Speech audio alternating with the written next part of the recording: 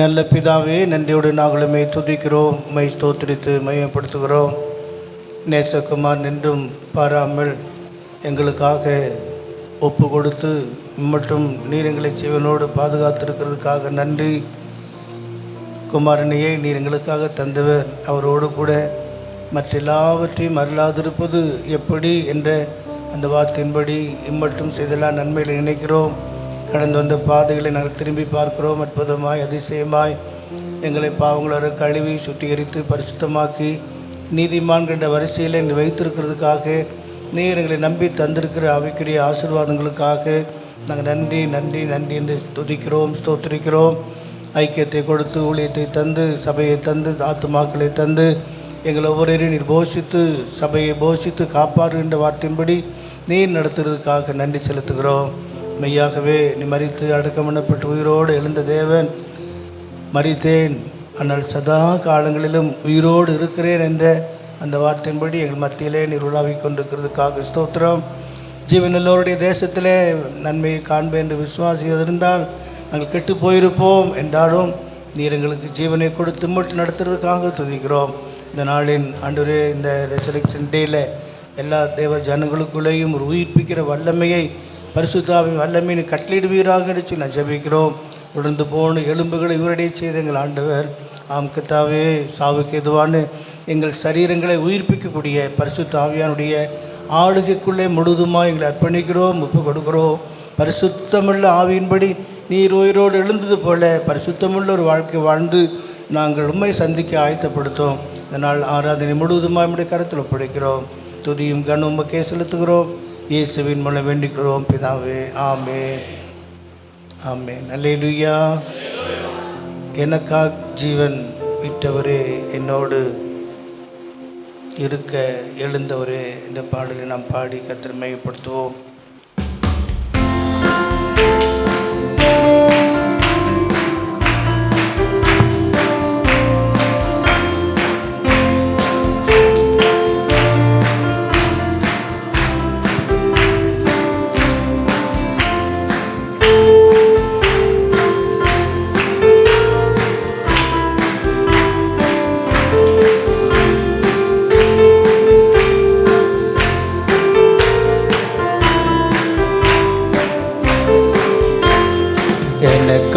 ஜீவன் விட்டவரே, என்னோடு இருக்க எழுந்தவரே, எனக்கா ஜீவன் விட்டவரே, என்னோடு இருக்க எழுந்தவரே, என்னை என்றும் வழி நடத்துவாரே, என்னை சந்திக்க வந்திடுவாரே, என்னை என்றும் வழி நடத்துவாரே, என்னை சந்திக்க வந்திடுவாரே.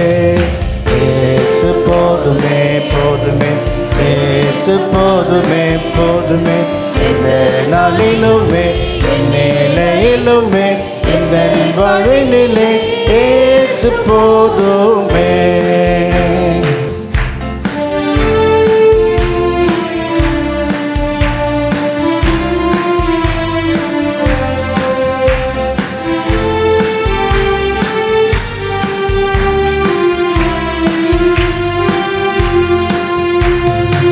பிசாசின் சோதனை பெருகிட்டாலும் சொந்து போகாமல் செல்லவே, பிசாசின் சோதனை பெருகிட்டாலும் சொந்து போகாமல் செல்லவே, உலகமும் அமிச்சமும் கிட்டாலும் மயங்கிடாமல் முன்னேறவே, உலகமும் அமிச்சமும் மயக்கிட்டாலும் மயங்கிடாமல் முன்னேறவே. ஏசு போதுமே போதுமே, ஏசு போதுமே போதுமே, இந்த நாளிலுமே நிலையிலுமே இந்த வாழ்வினிலே ஏசு போதுமே.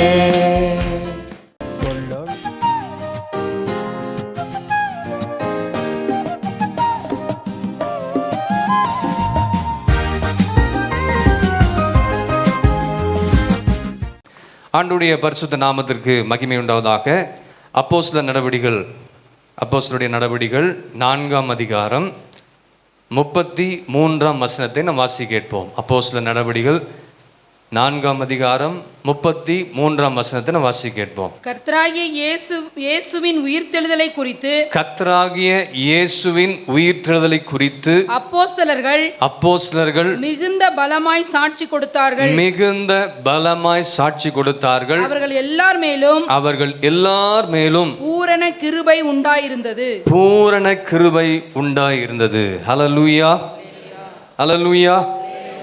இங்கே நாம் வாசிக்க கேட்ட வேத வார்த்தை கர்த்தராகிய இயேசுவின் உயிர்த்தெழுதலை குறித்து அந்த நாட்களிலே வாழ்ந்த அப்போஸ்தலர்கள் மிகுந்த பலமாய் சாட்சி கொடுத்தார்கள். அவர்கள் எல்லார் மேலும் பூரண கிருபை உண்டாயிருந்தது என்று சொல்லி நாம் இங்கே பார்க்கிறோம். The apostles testified powerfully to the resurrection of the Lord Jesus, and God's great blessing was upon them all. New NLT translation நீங்கள் பார்த்தீங்கன்னா அப்படி சொல்லப்படுது, God's great blessing was upon them all. இங்கே நம்ம வாசிக்க கேட்ட பகுதி God's grace was upon them all. தேவ கிருபை அவர்கள் மேல் அவர்களுக்கு உண்டாயிருந்தது. இன்னொரு மொழிபெயர்ப்பில் தேவனுடைய ஆசீர்வாதங்கள் அவர்களுக்கு உண்டானது என்று சொல்லி நம்ம சில டிரான்ஸ்லேஷனில் அதற்கு நிறைய விளக்கங்களை கொடுத்திருக்கிறார்கள். ஹல்லேலூயா. ஆண்டவராகிய இயேசு கிறிஸ்து உயிர் தெழுந்த பின்பு அப்போஸ்தல நடபடிகளில் திரும்ப வருகிற ஒரு வார்த்தை என்னன்னு சொன்னால், உயிர் தெழுந்த இயேசுவை சேவித்த அப்போஸ்தலர்கள், உயிர் தெழுந்த இயேசுவை ஆராதித்த அந்த அப்போஸ்தலர்கள் அவர்கள் பலமான சாட்சிகளாய் வாழ்ந்தார்கள். ஹல்லேலூயா, ஹல்லேலூயா. இங்கே அப்போஸ்தலனாகிய பேதுரு இந்த அப்போஸ்தல நடவடிக்கைகளில் சில பிரசங்கங்களை அவர் செய்திருக்கிறார். நம்ம எல்லாருக்கும் அந்த காரியம் நல்லா தெரியும். அப்போஸ்தலர் 2ஆம் அதிகாரத்தில் நீங்கள் பார்த்தீங்கன்னா அங்கே சொல்லப்பட்டிருக்கிறது வாசிக்க வேண்டாம், 22-24 வரைக்கும் வசனங்களில் மரண கட்டுகளின் உபாதைகளை அவிழ்த்து தேவன் அவரை எழுப்பினார் என்று நாம் அங்கே வாசிக்கிறோம். அப்போஸ்தலர் 2ஆம் அதிகாரம் 22ஆம் வசனத்தில் 24ஆம் வசனத்தில் கடைசி வசனத்தில் அப்படி நம்ம வாசிக்கிறோம்.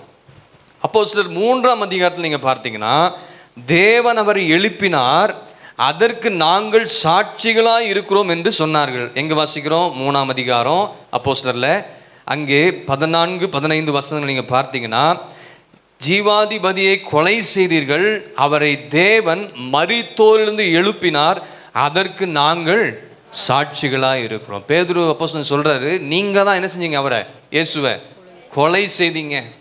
நீங்கள் தான் இயேசுவை என்ன செஞ்சீங்க? கொலை செய்தீங்க. ஆனால் அவர் என்ன செஞ்சார்? நமக்காக, நாம் செய்த தப்பிதங்களுக்காக, அக்கிரமங்களுக்காக சிலுவையில் இரத்தத்தை சிந்தி அவரை நாம் கொலை செய்தோம். ஆனால் ஆண்டவர் நம்முடைய பாவங்கள்லாம் சிலுவையில் என்ன செஞ்சாரு? வெற்றி சிறந்து 3ஆம் நாளிலே உங்களுக்காக எனக்காக ஆண்டவர் உயிர் தெழுந்திருக்கிறார். ஹல்லேலூயா. பேதுரு அப்போஸ்தலனாகிய பேதுரை குறித்து நீங்கள் பார்க்கும் பொழுது இந்த அப்போஸ்தல நடவடிக்கை முழுவதும் நீங்கள் பார்த்தீங்கன்னா அவர் பிரசங்கத்தில் ஆண்டோட உயிர் தெழுதலை குறித்து அநேக காரியங்களை பேசியிருப்பார். மரித்தேன், ஆண்டு நமக்காக மரித்தார், உயிரோடு கூட எழுந்தார். நிறைய பிரசங்கத்தில் அவர் இந்த வார்த்தையை செஞ்சிருப்பார், பயன்படுத்திருக்கிறத நீங்கள் பார்க்க முடியும். ஹல்லேலூயா. அப்போ இங்கே இயேசு உயிரோடு எழுந்தார் என்பதற்கு நாங்கள் சாட்சிகள் என்று அவர்கள் உயிர் தெழுந்த இயேசுவுக்கு அவர்கள் சாட்சிகளாக வாழ்ந்தார்கள். அப்போஸ்தலனாகிய பேதுரு இயேசுவை பின்பற்றினவர், அப்போஸ்தலர்கள், சீஷர்கள் எல்லாரும் ஆண்டவரை கண்ணார கண்டவங்க, அற்புதத்தை கண்டவங்க, கூடவே இருந்தவங்க. ஆனால் ஆண்டவராகிய இயேசு கிறிஸ்துவின் உயிர்த்தெழுதலை குறித்து அப்போஸ்தலர்கள் மிகுந்த பலமான ஒரு சாட்சியை கொடுத்தார்கள் சொல்லி நம்ம இங்கே பார்க்குறோம். அப்போஸ்தல நடவடிக்கைகள் முழுவதும் நாம் பார்க்கலாம் அவங்களுடைய சாட்சிலாம் எப்படி இருந்துச்சு. நீங்கள் அப்போஸ்தல நடவடிக்கைகளில் நீங்கள் முழு அந்த பகுதியை நீங்கள் படித்து பார்த்தீங்கன்னா உங்களோட சாட்சியை குறித்து நிறைய காரியங்கள் சொல்லப்பட்டிருக்கிறது. இன்னொரு வசனத்தை நான் வாசிக்க நான் விரும்புகிறேன். அப்போஸ்தலர் 2ஆம் அதிகாரம் 32ஆம் வசனத்தை வாசிங்க. அப்போஸ்தலர் 2ஆம் அதிகாரம் 32ஆம் வசனம். இந்த இயேசுவை தேவன் எழுப்பினார், இந்த இயேசுவை தேவன் எழுப்பினார், இதற்கு நாங்கள் எல்லாரும் சாட்சிகளாய் இருக்கிறோம். பாத்தீங்களா? இதற்கு நாங்கள் எல்லாரும், அப்போஸ்தலர் சொல்றாங்க, இதற்கு நாங்கள் எல்லாரும் சாட்சிகளாய் இருக்கிறோம். அப்ப ஆண்டவர் இயேசுவின் விருப்பம் என்னவென்று சொன்னால் அவருடைய பிள்ளை பிள்ளைகள் அவருக்கு சாட்சிகளாய் உலகத்தில் வாழ வேண்டும். ஆமாம் இல்லைங்களா? ஆண்டவராக இயேசு கிறிஸ்துவை ஏற்றுக்கொண்டு சொந்த இரட்சகரை ஏற்றுக்கொண்ட தேவ பிள்ளைகள் அவருக்கு, அவருடைய பிள்ளைகள் அவருக்கு சாட்சிகளாய் உலகத்தில் வாழ வேண்டும் என்பதுதான் ஆண்டுடைய நோக்கம், ஆண்டுடைய சித்தம், ஆண்டு விருப்பம். அப்படி சீஷர்கள் அப்படி வாழ்ந்தாங்க, அப்போஸ்தலர்கள் அப்படி வாழ்ந்தாங்க. நீங்கள் வேதத்தில் பார்த்தா நிறைய காரியங்கள் தெரியும். அதை குறித்து அப்போஸ்தலர் நடவடிக்கைகள் முழுவதும் நீங்கள் படித்து பார்த்தா நீங்கள் அதை அறிந்து கொள்ளலாம். அப்போ இயேசு உயிரோடு எழுந்தார் என்பதற்கு நாங்கள் சாட்சிகள் என்று சொன்னது மாத்திரமல்ல, எப்படி சாட்சிகளாக வாழ்ந்தார்கள். நாங்கள் சாட்சி, விட்னஸ், நாங்கள் தான் விட்னஸ். இயேசு உயிர் எழுந்ததுக்கு அவங்க விட்னஸை பார்த்து அவங்க எப்படி இயேசுவுக்கு சாட்சியாக வாழ்ந்தாங்க, அது ரொம்ப முக்கியம். 4ஆம் அதிகாரத்தில் பார்த்தீங்கன்னா எப்படி அந்த அப்போஸ்தலர்கள் சாட்சியாக வாழ்ந்தாங்க. 4ஆம் அதிகாரம் 20ஆம் வசனத்தை வாசிங்க. நாங்கள் கண்டவைகளையும் கேட்டவைகளையும் பேசாமல் இருக்கக்கூடாது என்றார்கள். அல்லேலூயா. அவர்கள் கண்டதையும் கேட்டதையும் குறித்து ஆண்டவருக்கு பலத்த சாட்சிகளாக உலகத்தில் வாழ்ந்தார்கள். ஆமென். இப்போ சாட்சிகளாக இருப்பது என்பது என்ன சொல்லப்படுகிற வசனத்தில், நாம் கண்டதை குறித்தும் கேட்டதை குறித்தும் நம்முடைய வாழ்க்கையில் இயேசுவுக்காக சாட்சியாக வாழ வேண்டும், இயேசுவுக்காக சாட்சியாக வாழ்ந்து மரிக்க வேண்டும். அதுதான் அப்போஸ்தலர் இந்த நாட்களில் செஞ்சாங்க. சீஷர்கள் அப்படி தான் இருந்தாங்க. இன்றைக்கு நம்முடைய வாழ்க்கையில் கர்த்தர் எதிர்பார்க்கிற காரியம் அதுதான். இன்றைக்கு நீங்கள் போய் கோர்ட்டுக்கு போனீங்கன்னா, கோர்ட்டுக்கு போனால் என்ன செய்வாங்க, நீதிபதிக்கு முன்பதாக போய் கூண்டுக்கிட்ட போய் நிற்க வைப்பாங்க. நிற்க வச்சு என்ன கேட்பாங்க, நீ வளவளெல்லாம் அங்கே எதுவும் பேச முடியாது. குற்றவாளி என்ன செய்ய முடியாது, வளவளெல்லாம் பேச முடியாது. என்ன பார்த்த, என்னத்தை கண்டீங்க, என்ன கேட்டீங்க, அதை மாத்திரம் என்ன செய்யுங்க, சொல்லுங்க. அதை தானே கேட்பாரு. அந்த இடத்துல என்ன நடந்ததோ உண்மையை சொல்லணும். கண்டதை குறித்தும் கேட்டதை குறித்தும் நடந்ததா இல்லையா, இதுதான் என்னதுங்க, சாட்சி. இதுதான் ஜட்ஜ் என்ன செய்வார், ஏற்றுக்கொள்வார். அதுக்கேற்றபடி தான் தீர்ப்பையும் தருவார். அது போல தான் சாட்சி என்று சொன்னால் கண்டதையும் கேட்டதையும் குறித்து கொடுக்கிற சாட்சி. அல்லேலூயா. அப்போ நம்ம இத்தனை வருஷம் காலம் இந்த சபைக்கு வருகிறோம். எத்தனை வருஷம் காலம், 10, 15, 5, 20, 25, 35, இத்தனை வருஷ காலம் இந்த சியோன் சபைக்குள்ளாக கர்த்தர் நம்மை கொண்டு வந்து நிறுத்திருக்கிறார். நாம் அநேக காரியங்களை கண்டிருக்கிறோம், நிறைய அற்புதங்களை கண்டிருக்கிறோம். வேதத்துள்ள மகத்துவங்களை காணும்படி நம்முடைய கண்களை கர்த்தர் திறந்திருக்கிறார். வார்த்தைகளை பார்த்திருக்கிறோம். ஜனங்களுக்கு மத்தியில் நடந்த அற்புதத்தை நம்ம கண்டிருக்கிறோம். அநேக வேத வசனங்களை நம்ம காது கொடுத்து கேட்டிருக்கிறோம். அநேக சத்தியங்களை கேட்டிருக்கிறோம். பல பரிசுத்தவான்கள் இந்த இடத்துல வந்து பிரசங்கித்திருக்கிறார்கள். பலவிதமான செய்திகள் நீங்கள் யூடியூப்லையும் டிவிலையும் கேட்குறீங்க. எல்லாம் நல்லது தான். அற்புதத்தை கண்டவர்கள், கேட்டவர்கள், இவங்க பல செய்திகள் நம்ம கேட்டிருக்கிறோம். அப்படி கண்ட கேட்ட நீங்களும் நானும் இயேசுவுக்காக சாட்சியாக வாழ வேண்டும் என்பது தான். எத்தனை பேர் ஆமென் சொல்றீங்க? அல்லேலூயா. அப்போ இந்த உயிர் தெழுந்த நாளிலே நாம் எடுக்க வேண்டிய ஒரு தீர்மானம் என்ன தெரியுங்களா, இயேசுவுக்காக சாட்சியாக வாழணும். இதுதான் இன்னைக்கு மெசேஜுடைய டைட்டில். இயேசுவுக்காக சாட்சியாக வாழணும். எப்படி அப்போஸ்தலர்கள் அப்படி வாழ்ந்தார்கள், அதுபோல நம்முடைய வாழ்க்கையில் உயிர் தெழுந்த இயேசுவுக்கு நம்ம என்ன செய்யணும், நம்முடைய சேவை என்ன, நன்றி கடன் என்ன, ஆண்டவருக்காக நாம் சாட்சியாக வாழ வேண்டும் என்பது தான். இது ரொம்ப ரொம்ப முக்கியம் நம்முடைய வாழ்க்கையில். பக்கத்தில் பார்த்து சொல்லுங்க, இயேசுவுக்காக நாம் சாட்சியாக வாழணும். ஆண்டவரே, கீழ்ப்படிந்து கையை கொடுத்து சொல்கிறவங்கள ஆசீர்வதிங்க. பக்கத்தில் பார்த்து கைப்பிடி சொல்லுங்க, இயேசுவுக்காக நான் சாட்சியாக வாழணும், நம்ம குடும்பம் சாட்சியாக வாழணும். இந்த தீர்மானத்தை நீங்கள் எடுக்கணும் இந்த உயிர் திறந்த நாளில். அல்லேலூயா. இதை உயிர் திறந்த பாடலை பாடிட்டு போயிடலாம், ஸ்டேட்டஸை வைக்கலாம், அதை வைக்கலாம், இதை வைக்கலாம். ஆனால் உயிர் திறந்த இயேசுவுக்கு நீங்கள் என்ன செஞ்சீங்க, நான் என்ன செஞ்சேன், அதுதான் கர்த்தர் எதிர்பார்க்கிறார். என்ன செய்யணும், அப்போஸ்தலர்களை போல சாட்சியாக நாம் என்ன செய்யணும், வாழ வேண்டும். ஏதோ உயிர்த்த நாள் சபைக்கு வந்தோம், ஆராதிச்சோம், நல்லா சாப்பிட்டு நல்லா எல்லாத்தையும் விசாரிச்சுட்டு போனதல்ல. நம்ம கண்டதையும் கேட்டதையும் குறித்து அதற்கு நாம் இந்த உலகத்தில், இந்த கிறிஸ்துவ உலகத்தில், உலக பிரகாரமான அந்த ஜனங்கள் மத்தியில் நாம் எப்படி இருக்கணுமா, சாட்சியை காத்து கொண்டு சாட்சிகளாக நாம் என்ன செய்யணும், ஜீவிக்க வேண்டும். அது மாத்திரமல்ல, ஆண்டவராக இயேசு கிறிஸ்து உயிர் தெழுந்தார் என்ற வார்த்தை புதிய ஏற்பாட்டில் எத்தனை முறை வருது தெரியுங்களா, 104 முறை வருதான். எத்தனை முறை வருது, 104 முறை புதிய ஏற்பாட்டில் இயேசு உயிர் தெழுந்தார் என்பதற்கு அந்த வார்த்தை வருகிறது. எதுக்கு சொல்கிறேன்னா, இந்த உயிர்த்தெழுந்த இயேசுவை கண்டவர்கள், கேட்டவர்கள், அவரோடு கொடுந்தவர்கள் எல்லாருமே எப்படி இருந்தாங்க? சாட்சியாக இருந்தாங்க. சாட்சி உள்ள ஒரு ஜீவியத்தை செஞ்சாங்க. ஆண்டவர் என்ன சொன்னாரோ அது கீழ்ப்படிந்து உலகமெங்கும் போய் பிரசங்கித்து அநேகரை இயேசுக்குள்ளாக கொண்டு வந்தாங்க. கொண்டு வந்ததுக்கு காரணம்னா அவங்க வாழ்க்கை அதுக்கு ஏற்றபடி இருந்தனால தான் அநேக ஜனங்கள் சபைக்கு கூடி வந்து அந்த நாட்களில் திரளான கூட்டத்தை என்ன செஞ்சாங்க? ஆண்டவர் பக்கமாக அப்போஸ்தலர்கள், சீஷர்கள் திரும்பினாங்க. அப்படி நீங்களும் நானும் செய்யணும்னா நம்ம சாட்சி உள்ள ஒரு வாழ்க்கை வாழ்ந்தாதான் அந்த காரியம் நிறைவேறும். எத்தனை பேர் ஆமென் சொல்றீங்க? அது மாத்திரமல்ல, இந்த அப்போஸ்தல நடவடிக்கைகளில் இந்த சாட்சிகள் என்று சொல்ற அந்த வார்த்தை, சாட்சிகள், விட்னஸ் என்ற வார்த்தை 29 முறை வருது. எத்தனை முறை வருதுங்க? 29 முறை வருது. விட்னஸ், சாட்சி என்ற வார்த்தை அப்போஸ்தல நடவடிக்கைகளில் 29 முறை வருது. அப்படின்னா உயிர்த்தெழுந்த இயேசுவை சேவித்த அந்த ஜனம் எவ்வளவாய் சாட்சியாக வாழ்ந்துருக்கிறாங்க பாருங்க. அப்போ நாம் எவ்வளவாய் சாட்சியாக இருக்கணும் இந்த உலகத்தில் இயேசுவுக்காக? எல்லா பகுதியிலும் நம்ம எப்படி நம்ம சாட்சியாக இருக்கணும் என்பது ரொம்ப ரொம்ப நம்முடைய வாழ்க்கையில் முக்கியம். இந்த அப்போஸ்தல நடவடிக்கையுடைய திறவுகோல் வார்த்தையே கீவேர்டு சொல்கிறாங்க பார்த்தீங்களா? அதுக்கு கீவேர்டு என்ன தெரியுங்களா? சாட்சி தான்.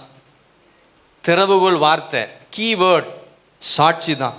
சிலரை ஆண்டவர் சுவிசேஷகராக, அப்போஸ்தலராக, ஊழியர்களாக கர்த்தர் அழைத்திருக்கிறார். எல்லாரையும் ஒவ்வொரு விதமாக அழைத்திருக்கிறார். உங்களை விசுவாசிகளாக கர்த்தர் வைத்திருக்கிறார். ஊழியர்கள் உண்டு, சுவிசேஷகர்கள் உண்டு, அப்போஸ்தலர்கள் உண்டு, மிஷனரிமார்கள் உண்டு, விசுவாசிகள் உண்டு. ஆனால் எல்லா கிறிஸ்தவருடைய கடமை என்னன்னா இயேசுவுக்காக சாட்சியாக வாழ வேண்டும் என்பதுதான். ஒரு ஆமென் சொல்லுங்க. அது பாஸ்டராக இருக்கட்டும், அது தீர்க்கதரிசியாக இருக்கட்டும், அப்போஸ்தலராக இருக்கட்டும், சுவிசேஷகராக இருக்கட்டும், மூப்பராக இருக்கட்டும், பெரியவங்களாக இருக்கட்டும், யாராக இருந்தாலும் இயேசுவுக்காக கிறிஸ்தவர்கள் எல்லாமே எப்படி இருக்கணுமா? சாட்சியாக வாழ வேண்டும். அப்போ இன்றைக்கு நம்ம பார்க்க போகிற காரியம் என்னன்னா இயேசுவுக்காக சாட்சியாக வாழணும். எத்தனை பேர் தீர்மானம் பண்ண போகிறீங்க இந்த உயிர்த்தெழுந்த நாளில்? கையை ஊற்றினா போதாது, வாழணும். அதுக்கு ஆண்டுடைய கிருபை நமக்கு என்ன செய்யணும்? வேணும். சரி, இன்றைக்கு இந்த இயேசுவுக்காக நாம் சாட்சியாக வாழ வேண்டும் என்பதை குறித்து இந்த அப்போஸ்தல நடவடிக்கையிலிருந்து சில காரியங்களை பரிசுத்த பவுலடிகள் எந்தெந்த விதத்திலலாம் நாம் சாட்சியாக வாழ வேண்டும் என்று ஒரு அருமையான ஒரு வேத பகுதியை அவர் சொல்லியிருக்கிறார். அதை இந்த நாளில் என்ன செய்ய போகிறோம்னா தியானித்து இயேசுவுக்கு சாட்சியாக வாழ நம்ம என்ன செய்ய போகிறோம்? ஒப்பு கொடுக்க போகிறோம் என்பதை இந்த உயிர்த்தெழுந்த நாளில் நம்ம எடுக்கிற ஒரு நல்ல தீர்மானமாக இருக்கட்டும். அல்லேலூயா. சரி, எப்படி சாட்சியாக இருக்க வேண்டும் என்று அப்போஸ்தலனாகிய பவுல் சொல்கிறார். பவுலடிகள் என்ன சொல்கிறார்? எப்படி சாட்சியாக இருக்கணுமா? 2 கொரிந்தியர் எடுத்துக்கொள்ளுங்க. 2 கொரிந்தியர் 8ஆம் அதிகாரம், 2 கொரிந்தியர் 8ஆம் அதிகாரம் 21ஆம் வசனத்தை 24ஆம் வசனத்தை வாசி கேட்போம். 2 கொரிந்தியர் 8ஆம் அதிகாரம் 21ஆம் வசனத்தையும் 24ஆம் வசனத்தையும் நான் வாசி கேட்போம். கர்த்தருக்கு முன்பாக மாத்திரமல்ல, கர்த்தருக்கு முன்பாக மாத்திரமல்ல, மனுஷருக்கு முன்பாகவும் யோக்கியமானவைகளை செய்ய நாடுகிறோம். 24ஆம் வசனம், ஆதலால் உங்கள் அன்பையும் நாங்கள் உங்களை குறித்து சொன்ன புகழ்ச்சியும் சபைகளுக்கு முன்பாக அவர்களுக்கு திருஷ்டாந்தப்படுத்துங்கள். ஹல்லேலூயா. அப்ப நம்ம சாட்சியா வாழணும்னு பரிசுத்த பவுலடிகள் சொல்லியிருக்கிறார் 21ஆம் வசனத்துல. நம்ம சாட்சியா வாழணும்.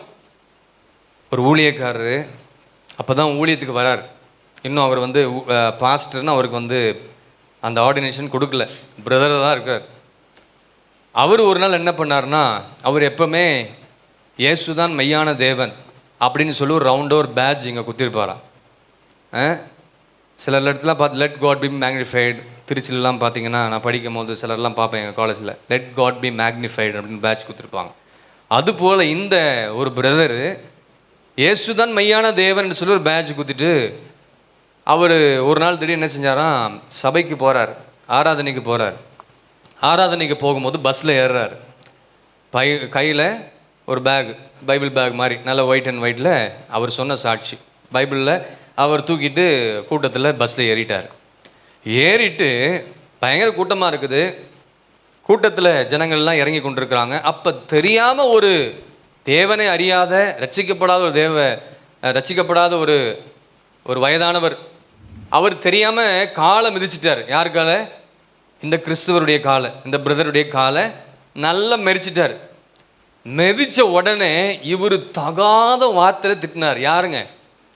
சபையில் போய் கைத்தட்டி பாடுறாருல்ல அவர்.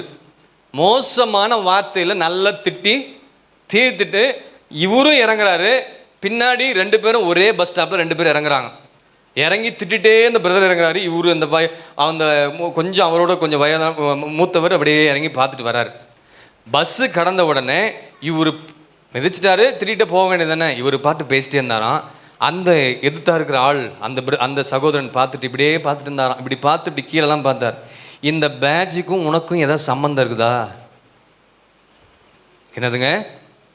இன்னி குத்திரிக்கிற பேட்ஜு இதுக்கும் உனக்கும் ஏதாவது சம்மந்தம் இருக்குதான்னு கேட்டாராம். அவருக்கு அப்படியே தூக்கி வாரி போட்டு அந்த இடத்துல ஒரு மாதிரி ஆயிட்டாராம். உடனே ஐயா தயவு செய்து நான் மன்னிச்சிருங்கய்யா, தெரியாமல் நான் பேசிட்டேன். இப்போ இன்றைக்கி எத்தனை பேர் இப்படி பண்ணியிருக்கிறீங்க? பஸ்லேயோ வெளியோ எங்கேயோ. அப்போ நம்ம சாட்சியாக வாழ்வதற்கு அநேக சந்தர்ப்பங்கள் இருக்குது. ஆனால் நம்ம சாட்சியை கெடுத்துக்கொள்வதற்கும் அநேக சந்தர்ப்பங்கள் இருக்குது. எங்கெங்க சாட்சியாக வாழணும்? வேலையில், தொழிலில், பிஸ்னஸில், வியாபாரத்தில், ஸ்கூலில், கல்லூரியில், சொந்தங்கள் பந்தங்கள் மத்தியில், உலகத்தாருடைய மத்தியில், சபையில், எல்லா இடங்களிலும் சாட்சியை கெடுத்துக்கொள்வதற்கும் வெளியும் கெடுத்துக்கொள்ளலாம், அங்கேயும் எங்கே வேணால் கெடுத்து. அப்போ 2 விதத்தில் இருக்குது. சாட்சியாக வாழ்வதற்கு அநேக சந்தர்ப்பமும் இருக்குது, நம்ம சாட்சியை கெடுத்து கொள்வதற்கு அநேக சந்தர்ப்பங்களும். ஆகவே இந்த உலகத்தில் நம்ம வாழும்போது இயேசுவுக்காக சாட்சியாக வாழணும். அதுதான் இந்த உயிர்த்தெழுந்த இயேசுவுக்கு நம்ம செய்ய போகிற ஒரு சேவை. அல்லேலூயா. அதை தான் இயேசு விரும்புகிறார்.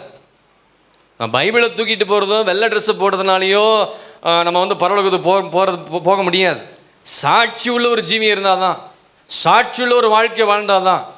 அந்த சாட்சி உள்ள வாழ்க்கையில் வாழ்ந்து இயேசுக்காக மரிக்கிறாங்க பார்த்தீங்களா, அவங்க தாங்க அந்த பரலோகத்துக்கு போக முடியும். அல்லேலூயா. பவுல் என்ன சொல்கிறாரு பாருங்க, 3 குறிப்பை தான் இன்றைக்கி நான் பேச போகிறேன். பவுல் என்ன சொல்கிறாரு? முதல் குறிப்பு கர்த்தருக்கு முன்பாக சாட்சி, 2வது மனுஷருக்கு முன்பாக சாட்சி, 3வது சபைக்கு முன்பாக உன் சாட்சியை காத்துக்கொள். இந்த 3 விதத்தில் பரிசுத்த பவுலடிகள் சொல்கிறாரு, நீங்கள் கர்த்தருக்கு முன்பதாகவும் மனுஷனுக்கு முன்பதாகவும் சபைக்கு முன்பதாக இந்த 3 விதங்களிலே கர்த்தருடைய பிள்ளைகளாகிய நாம் சாட்சிகளாக ஜீவிக்க இன்றைக்கு நாம் தீர்மானம் எடுக்க போகிறோம் இந்த உயிர்த்தெழுந்த நாளில். ஹல்லேலூயா. இந்த உயிர்த்தெழுந்த இயேசுவுக்கு நாம் செய்கிற ஒரு நன்றி கடன், ஒரு சேவை என்னன்னா, ஆண்டவருக்காக சாட்சி, கர்த்தருக்கு முன்பதாக மனுஷனுக்கு முன்பதாக சபைக்கு முன்பதாக. சபையில் உன் சாட்சி நல்லா இருக்கணும், அதுதான் ரொம்ப முக்கியம். இப்போ மீண்டுமாக அந்த வசனத்தை வாசிங்க. 2 Corinthians 8:21 வாசிங்க. கர்த்தருக்கு முன்பாக மாத்திரமல்ல, கர்த்தருக்கு முன்பாக மாத்திரமல்ல மனுஷனுக்கு முன்பதாகவும் யோக்கியமானவைகளை செய்ய நாடுகிறோம். போதுங்க. இங்க 2 காரியம் சொல்லப்படுது. 1 கர்த்தருக்கு முன்பதாக, 2 மனுஷருக்கு முன்பதாக. முதல் காரியத்தை நம்ம பார்ப்போம். கர்த்தருக்கு முன்பாக சாட்சி. அது பழைய ஏற்பாடாக இருக்கட்டும், புதிய ஏற்பாடாக இருக்கட்டும், தேவ மனிதர்கள் இயேசுவுக்கு முன்பாக சாட்சியாக வாழ்ந்திருக்கிறார் பாருங்க. ஆமாம் இல்லையா? பழைய ஏற்பாட்டிலையும் சரி புதிய ஏற்பாட்டிலையும் சரி உயிர்த்தெழுந்த இயேசுவுக்கு அவங்க எல்லாம் எப்படி வாழ்ந்தாங்க? அப்போஸ்தலர்கள், சீஷர்கள் எல்லாருமே சாட்சியாக வாழ்ந்தாங்க. ஆதியாகமம் 17ஆம் அதிகாரம் 1 வசனம் சொல்கிறாரு, ஆண்டவர் ஆபிரகாமை பார்த்து சொல்கிறாரு, ஆபிரகாமே நீ எனக்கு முன்பதாக நடந்து, நான் சர்வ வல்லமுள்ள தேவன், நீ எனக்கு முன்பதாக நடந்து எப்படி இருக்கணுமா? உத்தமனாய் இருந்தார். அதனால தான் கர்த்தர் அவன் என்ன செஞ்சார்? சாட்சியை காத்து கொண்டால் அவனை ஆசீர்வதித்து அவன் பெயர் என்ன செஞ்சார்? பெருமைப்படுத்தினார். ஆதியாகமம் 17:1 பார்க்குறோம். அது மாத்திரம் இல்லை, 1 ராஜாக்கள் 17ஆம் அதிகாரம் 1 வசனத்தில் பார்த்தீங்கன்னா எலியா சொல்லுகிறாரு, தேவனுக்கு முன்பாக நிற்கிற நான், கர்த்தருக்கு முன்பாக நிற்கிற நான். தேவ மனிதர்கள் எல்லாருமே கர்த்தருக்கு முன்பதாக உத்தமமா உண்மையா ஜீவித்து சாட்சியா மரித்திருக்கிறார்கள். ஹல்லேலூயா. இப்போ அவருடைய பிள்ளைகள் ஆகிய நீங்களும் நானும் எப்படி இருக்கணுமா? சாட்சியா இருக்கணும். அவருடைய பார்வையில் நீதி செய்திருக்கிறார்கள், சாட்சியா வாழ்ந்திருக்கிறார் பாருங்க. பழைய ஏற்பாட்டிலையும் சரி புதிய ஏற்பாட்டிலும் அவருடைய ஆண்டுடைய பார்வையில் நீதியும் செஞ்சிருக்கிறாங்க, சாட்சியாகவும் வாழ்ந்திருக்கு. அதுதான் பவுல் சொல்கிறாரு, கர்த்தருக்கு முன்பதாக நம்ம எப்படி இருக்கணுமா? சாட்சி உள்ள ஜீவியத்தை நாம் செய்ய வேண்டும். ஹல்லேலூயா. இப்போ ஆண்டவர் இயேசு உயிர்த்தெழுந்த பிறகு, ஆண்டவர் உயிர்த்தெழுந்தார் பாருங்களா, உயிர்த்தெழுந்த பிறகு சமாதானத்தை சொன்னார், உங்களுக்கு சமாதானம் உண்டாவதாக என்று சொன்னார். ஆண்டவராக இயேசு கிறிஸ்து உயிர்த்தெழுந்த பிறகு 40 நாள் அளவும் அவர் என்ன செஞ்சார்? தரிசனமானார்னு பார்க்குறோம். 40 நாள் அளவும் எங்கே செஞ்சார்? தரிசனமானார்னு பார்க்குறோம். அப்போஸ்தலர் 1ஆம் அதிகாரம் 3ஆம் வசனத்தை எடுத்து வச்சுக்கொள்ளுங்க. நான் சொல்லும் போது வாசிங்க. அப்போஸ்தலர் 1ஆம் அதிகாரம் 3ஆம் வசனத்தை அந்த காரியத்தை பார்க்கிறோம். யாருக்கு தரிசனமானாரு? உலகத்தாருக்கு அல்ல, ஆண்டவரை அறியாத மக்களுக்கு அல்ல, இயேசுவை விசுவாசிக்காத மக்களுக்கு அல்ல. இயேசு தரிசனமானது தமது மக்களுக்காக, அப்போஸ்தலருக்காக, சீஷர்களுக்காக தான் ஆண்டவராகிய இயேசு கிறிஸ்து உயிர்த்தெழுந்து அவர்களுக்கு 40 நாள் அளவும் என்ன செஞ்சாருங்க? தரிசனமானார். இப்ப வாசிங்க. அப்போஸ்தலர் 1:3 வாசிங்க. அவர் பாடுபட்ட பின்பு 40 நாள் அளவும் அப்போஸ்தலருக்கு தரிசனமானார். தேவனுடைய ராஜ்யத்துக்குரியவைகளை தரிசனமாகி என்ன செஞ்சாரு? தேவனுடைய ராஜ்யத்துக்குரியவைகளை அவர்களுடனே பேசி அநேகம் தெளிவான திருஷ்டாந்தங்களினாலே அவர்களுக்கு தம்மை உயிரோடு இருக்கிறவராக என்ன செஞ்சார்? ஆண்டவரே காண்பித்தார். ஹல்லேலூயா. யாருக்கு? சீஷர்களுக்கு, அப்போஸ்தலருக்கு தான் ஆண்டவர் தரிசனமானார். உலகத்தாருக்கு ஆண்டவர் தரிசனம் ஆகல, ஆண்டவர் அறியாத மக்களுக்கு அல்ல. அவன் 40 நாள் அளவும் அப்போஸ்தலருக்கு தரிசனமான. ரொம்ப விவரமா இதை குறித்து நாம் பார்க்கணும்னா 1 கொரிந்தியர் நீங்க பார்த்தீங்கன்னா 15ஆம் அதிகாரம் எடுத்துக்கொள்ளுங்க. 1 கொரிந்தியர் 15ஆம் அதிகாரம் 3-8 வசனங்களை வாசிங்க. 1 கொரிந்தியர் 15ஆம் அதிகாரம் 3-8 வசனங்கள். நான் அடைந்ததும் உங்களுக்கு பிரதானமாக ஒப்புவித்ததும் என்னவென்றால் கிறிஸ்துவானவர் வேத வாக்கியங்களின்படி நமது பாவங்களுக்காக மரித்து அடக்கம் பண்ணப்பட்டு வேத வாக்கியங்களின்படி 3ஆம் நாளில் உயிர்த்தெழுந்து கேபாவுக்கும், கவனிங்க, யாருக்கு தரிசனமானாரு? கேபாவுக்கும் பின்பு 12 தரிசனமானார். அதற்கு பின்பு அவர் 500 பேருக்கு அதிகமான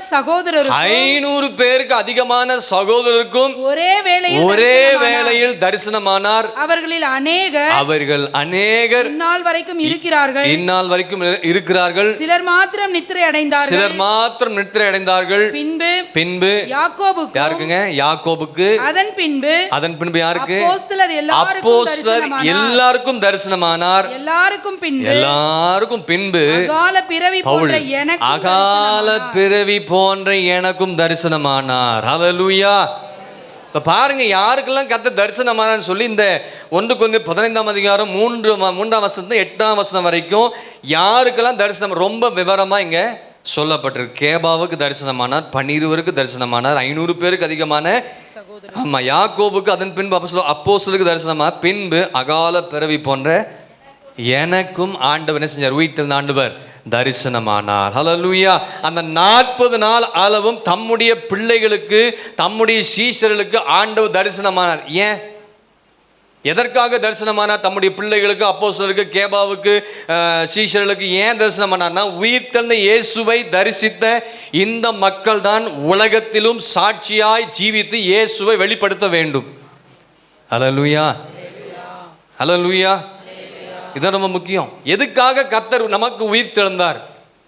உயிர்த்தெழுந்த நோக்கம் என்ன? உயிர்த்தெழுந்து எதற்கு நமக்கு தரிசனமானார்னா, உயிர்த்தெழுந்த இயேசுவை தரிசித்த, அவரை குறித்து அறிந்திருக்கிற தேவ சப மக்கள், தேவ ஜனங்கள் இந்த முழு உலகத்தில் சாட்சியாய் ஜீவித்து இயேசுவை வெளிப்படுத்த வேண்டும் என்பதற்காக தான் நமக்கு தரிசனமானார். எத்தனை பேர் ஆமென் சொல்றீங்க? அல்லேலூயா. இன்னொரு வசனம் சொல்றேன் பாருங்க. மத்தேயு எழுதின சுவிசேஷம் 28ஆம் அதிகாரம் 19ஆம் வசனம் நீங்க பார்த்துக்கொள்ளுங்க. என்ன சொல்றாரு? நீங்கள் உலகமெங்கும் புறப்பட்டு போய் சகல ஜாதிகளையும் சீஷராக்கி பிதா குமாரன் பரிசுத்தாவின் நாமத்தினாலே ஞான ஸ்நானம் கொடுங்கள் என்று சொல்லி சீஷர்களுக்கு ஆண்டவர் சொன்னார். உலகமெங்கும் சொன்னார். உலகமெங்கும் போங்க என்று சொன்னார். அதோடு நிறுத்தல. அப்போஸ்தலர் 1:5ஆம் வசனத்துக்கு வாங்க. அப்படி சொல்லிட்டு அதோடு நிறுத்தல. முதல் அதிகாரம் அப்போஸ்தலர் 1ஆம் அதிகாரம் 5ஆம் வசனம்.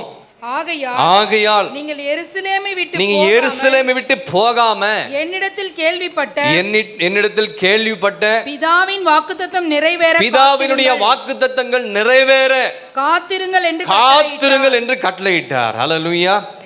அதற்கு முன்பு நீங்கள் எருசலேமை என்ன செஞ்சாரு? தரித்திருங்கன்னு சொன்னார். ஏன் அங்க தரித்திருக்கணும்னு சொன்னார்னா, லூக்கா எழுதின சுவிசேஷம் 24ஆம் அதிகாரத்தை எடுத்துக்கொள்ளுங்க. லூக்கா எழுதின சுவிசேஷம் 24ஆம் அதிகாரம் 49ஆம் வசனத்தை 3வது லைன்ல இருந்து வாசிங்க.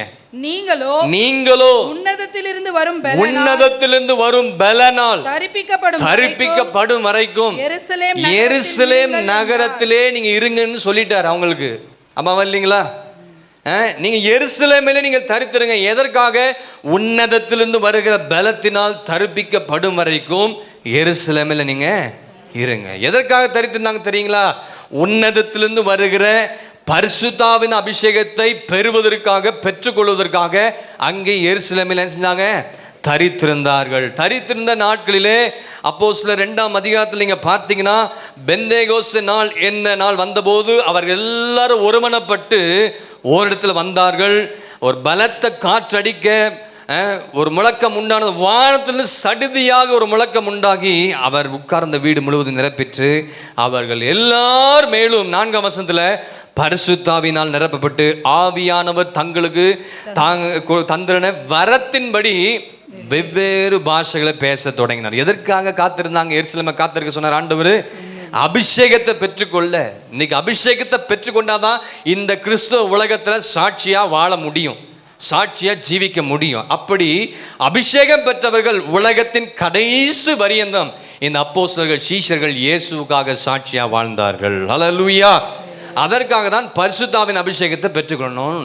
பாஸ்டரும் அடிக்கடி சொல்லிட்டு இருக்காரு, நானும் அடிக்கடி சொல்லிட்டு இருக்கேன். மூப்பர்கள் அபிஷேகத்தில் இருக்கணும். சண்டே ஸ்கூல் டீச்சர்ஸ் அபிஷேகத்தில் இருக்கணும். சபையில் இருக்கிற சிறு பிள்ளைகள், வாலிபர்கள் எல்லாரும் ஆவின் அபிஷேகத்தை பெற்றுக்கொண்டாதான் இயேசுவுக்காக நம்ம சாட்சியாக வாழ முடியும், சாட்சியாக ஜீவிக்க முடியும். எத்தனை பேர் ஆமேன்னு சொல்கிறீங்க?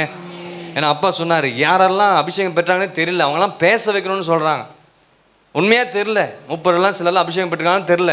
சண்டே ஸ்கூலோ, பெரியவங்களோ, வயதானவர்களோ, புதிதாக வந்தவங்களோ, வாலிப பிள்ளைங்களோ வந்து இத்தனை நாள் வந்து அபிஷேகம் பெறலைன்னா உங்களுக்கும் ஆண்டவருக்கும் ரொம்ப கேப் இருக்குன்னு அர்த்தம். நீங்கள் ஆண்டவர்கிட்ட க்ளோஸாக இருந்தீங்கன்னா நீங்கள் எப்பயோ அபிஷேகத்தை பெற்று. ஆகவே அபிஷேகத்தை பெறாதவங்க எருசலேம் தேவனுடைய சபையில் தரித்திருந்து முழங்கால் படிட்டு தாழ்த்தி கண்ணீர் விட்டு எத்தனையோ காரியத்துக்கெல்லாம் நேரங்கட்டுக்கெல்லாம் போய் உட்கார்ந்து செலவு பண்ணுறீங்களே, உன் ஜீவியத்துக்கு உன் ஆவிக்குரிய வாழ்க்கையில் பரிசுத்தான அபிஷேகத்தை பெற்றாதான் நீங்கள் பரலோகத்துக்கு போக முடியும் என்பதை நினைத்துக்கொள்ளுங்க. சாட்சி அப்போ தான் நீங்கள் என்ன செய்ய முடியும்? வாழ முடியும். ஹல்லேலூயா. அப்போஸ்தலர் 1:8 பார்த்தீங்கன்னா அங்கே என்ன சொல்லப்பட்டிருக்கு? பரிசுத்த ஆவி உங்களிடத்தில் வரும் பொழுது நீங்கள் பலனடைந்து எருசலேமிலும் யூதேயா முழுவதிலும் சமாரியாவிலும் பூமியின் கடைசி பரியந்தம் எனக்கு நீங்க எப்படி இருப்பீங்க? அதனால நீ எருசலேமை தரித்திருன்னு சொன்னார் ஆண்டவர் அப்போஸ்தலருக்கு. அவங்க தரித்திருந்தாங்க, அவங்க சாட்சியா வாழ்ந்தாங்க. பட் நீங்களும் நானும் சாட்சியா வாழணும்னா நீங்க எருசலேம் யூதாவிலும் சமாரியாவிலும் தரித்திருந்து நீங்கள் கடைசி மட்டும் சாட்சியா வாழணும்னா பரிசுத்த ஆவி நீங்க பெற்றுக்கொள்ளணும். ஹல்லேலூயா. அப்படி ஆண்டவரின் நோக்கம், அவருடைய தரிசனம் என்னன்னா அவருக்கு சாட்சியா ஜீவிக்கணும். சாட்சியா இருந்தாதான் நம்ம ஊழியமும் செய்ய முடியும். சாட்சியா இருந்தாதான் கர்த்தருடைய சுவிசேஷத்தை போய் மற்றொருத்தனே சொல்ல முடியும். அப்படிதான் அப்போஸ்தலர்கள் வாழ்ந்து காட்டினார்கள். அப்போ அப்போஸ்தலர் முழுவதும் நீங்க வாசித்து பார்த்தீங்கன்னா அவங்க வாழ்க்கை மையம் எப்படி தெரியுங்களா? இயேசு தான் அவங்க வாழ்க்கை மையமே. ஹல்லேலூயா.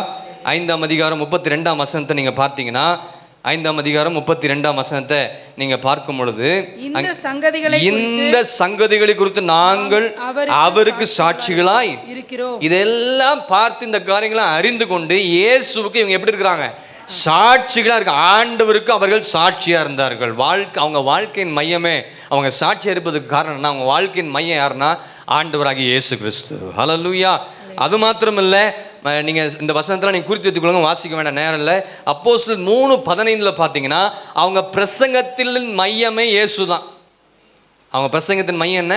இயேசு தான். 4:2 கூட அதை தான் பார்க்குறோம். அவர்கள் மூலமாய் கர்த்தர் செய்த அற்புதங்களிலும் இயேசுவை மையமாக வைத்தாங்க. அந்த அப்போஸ்தலர் நிறைய அற்புதம் செஞ்சாங்க. ஆனாலும் அவங்கள பிரபலப்படுத்தலை, நோட்டீஸ் போடல. இந்த புக்கு போட்டு நாங்கள் எங்கே வந்துங்க அற்புதம் நினச்சி அவங்க போடலை.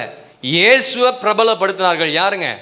இயேசுவுக்காக சாட்சியை வாழ்ந்த அப்போஸ்தலர்கள். 4:13 பார்த்தீங்கன்னா அப்போஸ்தலர் 4:13 அவர்கள் வாழ்க்கை மையமே இயேசு தான். வாசித்து பார்த்துக்கொள்ளுங்க. இப்படி எங்க திரும்பினாலும் பேசினாலும் பிரசங்கித்தாலும் அற்புதங்கள் அடையாளங்கள் செய்தாலும் அவங்க போனாலும் வந்தாலும் அவங்க மையம் என்னதுங்க?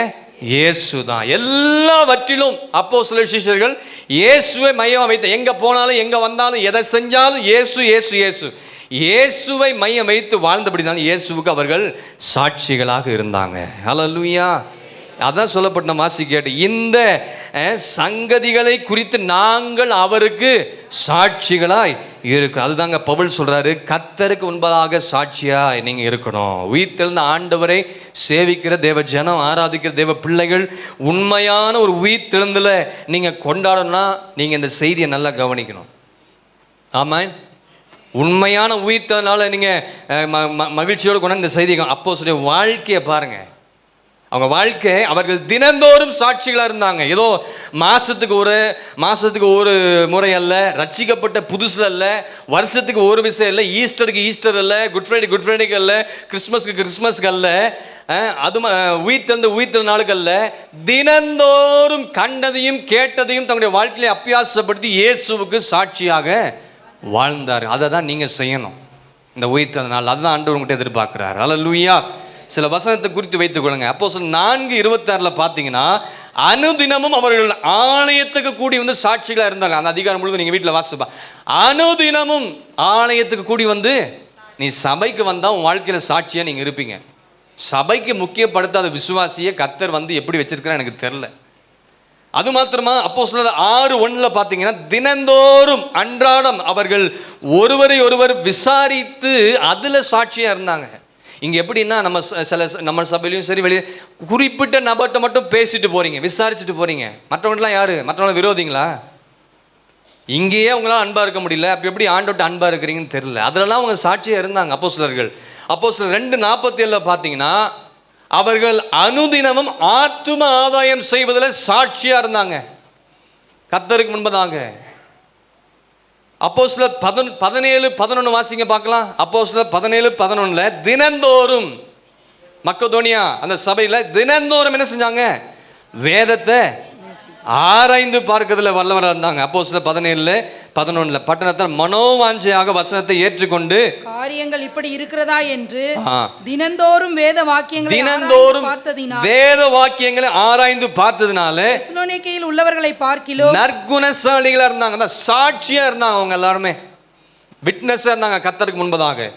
5:42 பார்த்தீங்கன்னா, தினந்தோறும் பிரசங்கித்தார்கள், தேவ ஆலயத்தில் பிரசங்கம் பண்ணினார்கள், அந்த பிரசங்கத்தில் சாட்சியாக இருந்தார்கள் அப்போஸ்தலர்கள். 5:42 பார்த்து கொள்ளுங்க. அப்போ அதனுடைய விளைவு என்ன பார்த்தீங்களா? இப்படியெல்லாம் அவங்க செஞ்சு, அற்புதம் செஞ்சு, பிரசங்கம் பண்ணி, ஊழியம் பண்ணி, அதனுடைய விளைவு என்னன்னு பார்த்தீங்கன்னா, 16வது அதிகாரம் 5ஆம் வசனத்தில் நீங்கள் பார்க்கும் அப்போஸ்தலர் 16:5 அதனால் சபைகள் விசுவாசத்தில் ஸ்திரப்பட்டு நாளுக்கு நாள் பெருகினது. அல்லேலூயா. அப்ப நம்ம சாட்சி நல்லா இருந்தால் சபை பெருகும். சொல்லுங்க, அனுதினமும் சபை பெருகிறது. இப்படி தினந்தோறும் சாட்சியாக இருந்தனால தான் சபை அந்த நாட்கள் என்ன செஞ்சுங்க? பெருகினது. உலகத்தையே தலைகளாக மாற்றினார்கள். யாரு? அப்போஸ்தலர், சீஷர்கள். அப்படி இயேசுவுக்காக சாட்சியாக வாழ்ந்தாங்க. உயிர்த்த அந்த நாளில் சொல்கிறேன், சாட்சியாக வாழ்கிறது என்பது தினந்தோறும் அந்த அனுபவம் நம்முடைய வாழ்க்கையில் இருக்கணும். அல்லேலூயா. தினந்தோறும் சாட்சியாக இருக்கணும். பாருங்க, நம்ம வாழ்க்கை, நட உட பேச்சு, வேலை ஸ்தலத்தில் எதுவாக இருந்தாலும், நம்முடைய எல்லா காரியத்திலையும், வேலையில், வியாபாரத்தில், ஊழியத்தில், எல்லா பகுதிகளிலும் எப்படி இருக்கணுமா? தினந்தோறும் சாட்சியுள்ள ஒரு வாழ்க்கை. அதுதான் கர்த்தருக்கு முன்பாக சாட்சியுள்ள ஒரு ஜீவியம் சொல்லி செய்யுங்கன்னு சொல்லி பரிசுத்த பவுலடிகள் நமக்கு எச்சரித்து சொல்கிற காரியத்தை நம்ம பார்க்க. இப்போ இந்த உயிர்த்தெழுந்த நாளில் இதெல்லாம் நம்ம இருதயத்தில் எழுதி வைக்கணும். இதெல்லாம் நம்ம என்ன செய்யணும்? இருதயத்தில் எழுதி வைத்து நம்ம சரி பண்ணாதான் நம்ம சாட்சியாக வாழ முடியும். ஒரு அழிலே சொல்லுங்கள். இப்போ நம்முடைய வாழ்க்கையில் நம்முடைய ஜெபம் என்னவாக இருக்கணும்னா, இயேசுவுக்கு நான் சாட்சியாக வாழணும், அதற்கு வேண்டிய கிருபை எனக்கு தந்துருங்க ஆண்டவர். என் குடும்பம், என் பிள்ளைகள், நான் செய்கிற வேலையில் எல்லா இடங்களிலும் நான் எங்கெல்லாம் வேலை செய்து கொண்டிருக்கணும் அங்கெல்லாம் என் சாட்சியின் ஜீவித்தை காத்துக்கொள்ளணும் ஆண்டவர். அதற்கு உங்களுடைய இந்த உயிர்த்தெழுந்தனாலும் உங்களுடைய கிருபை எனக்கு தாங்கன்னு சொல்லி ஆண்டோடைய பாதத்தில் மன்றாடி ஜெபிங்க. அல்லேலூயா. அப்படி நம்ம கேட்டு தினந்தோறும் இயேசுவுக்காக சாட்சியாக வாழணும். அதுதான் நம்ம இடத்துல இந்த உயிர்த்தெழுந்தனால கர்த்தர் எதிர்பார்க்கிறார். இப்போ பைபிளில் பழைய ஏற்பாட்டில் பார்த்தீங்கன்னா, ஒரு மனுஷனை குறித்து கர்த்தர் சாட்சி கொடுக்குறார். யோபை குறித்து நம்ம பார்க்குறோம். யோபு 42:7 வாசிங்க.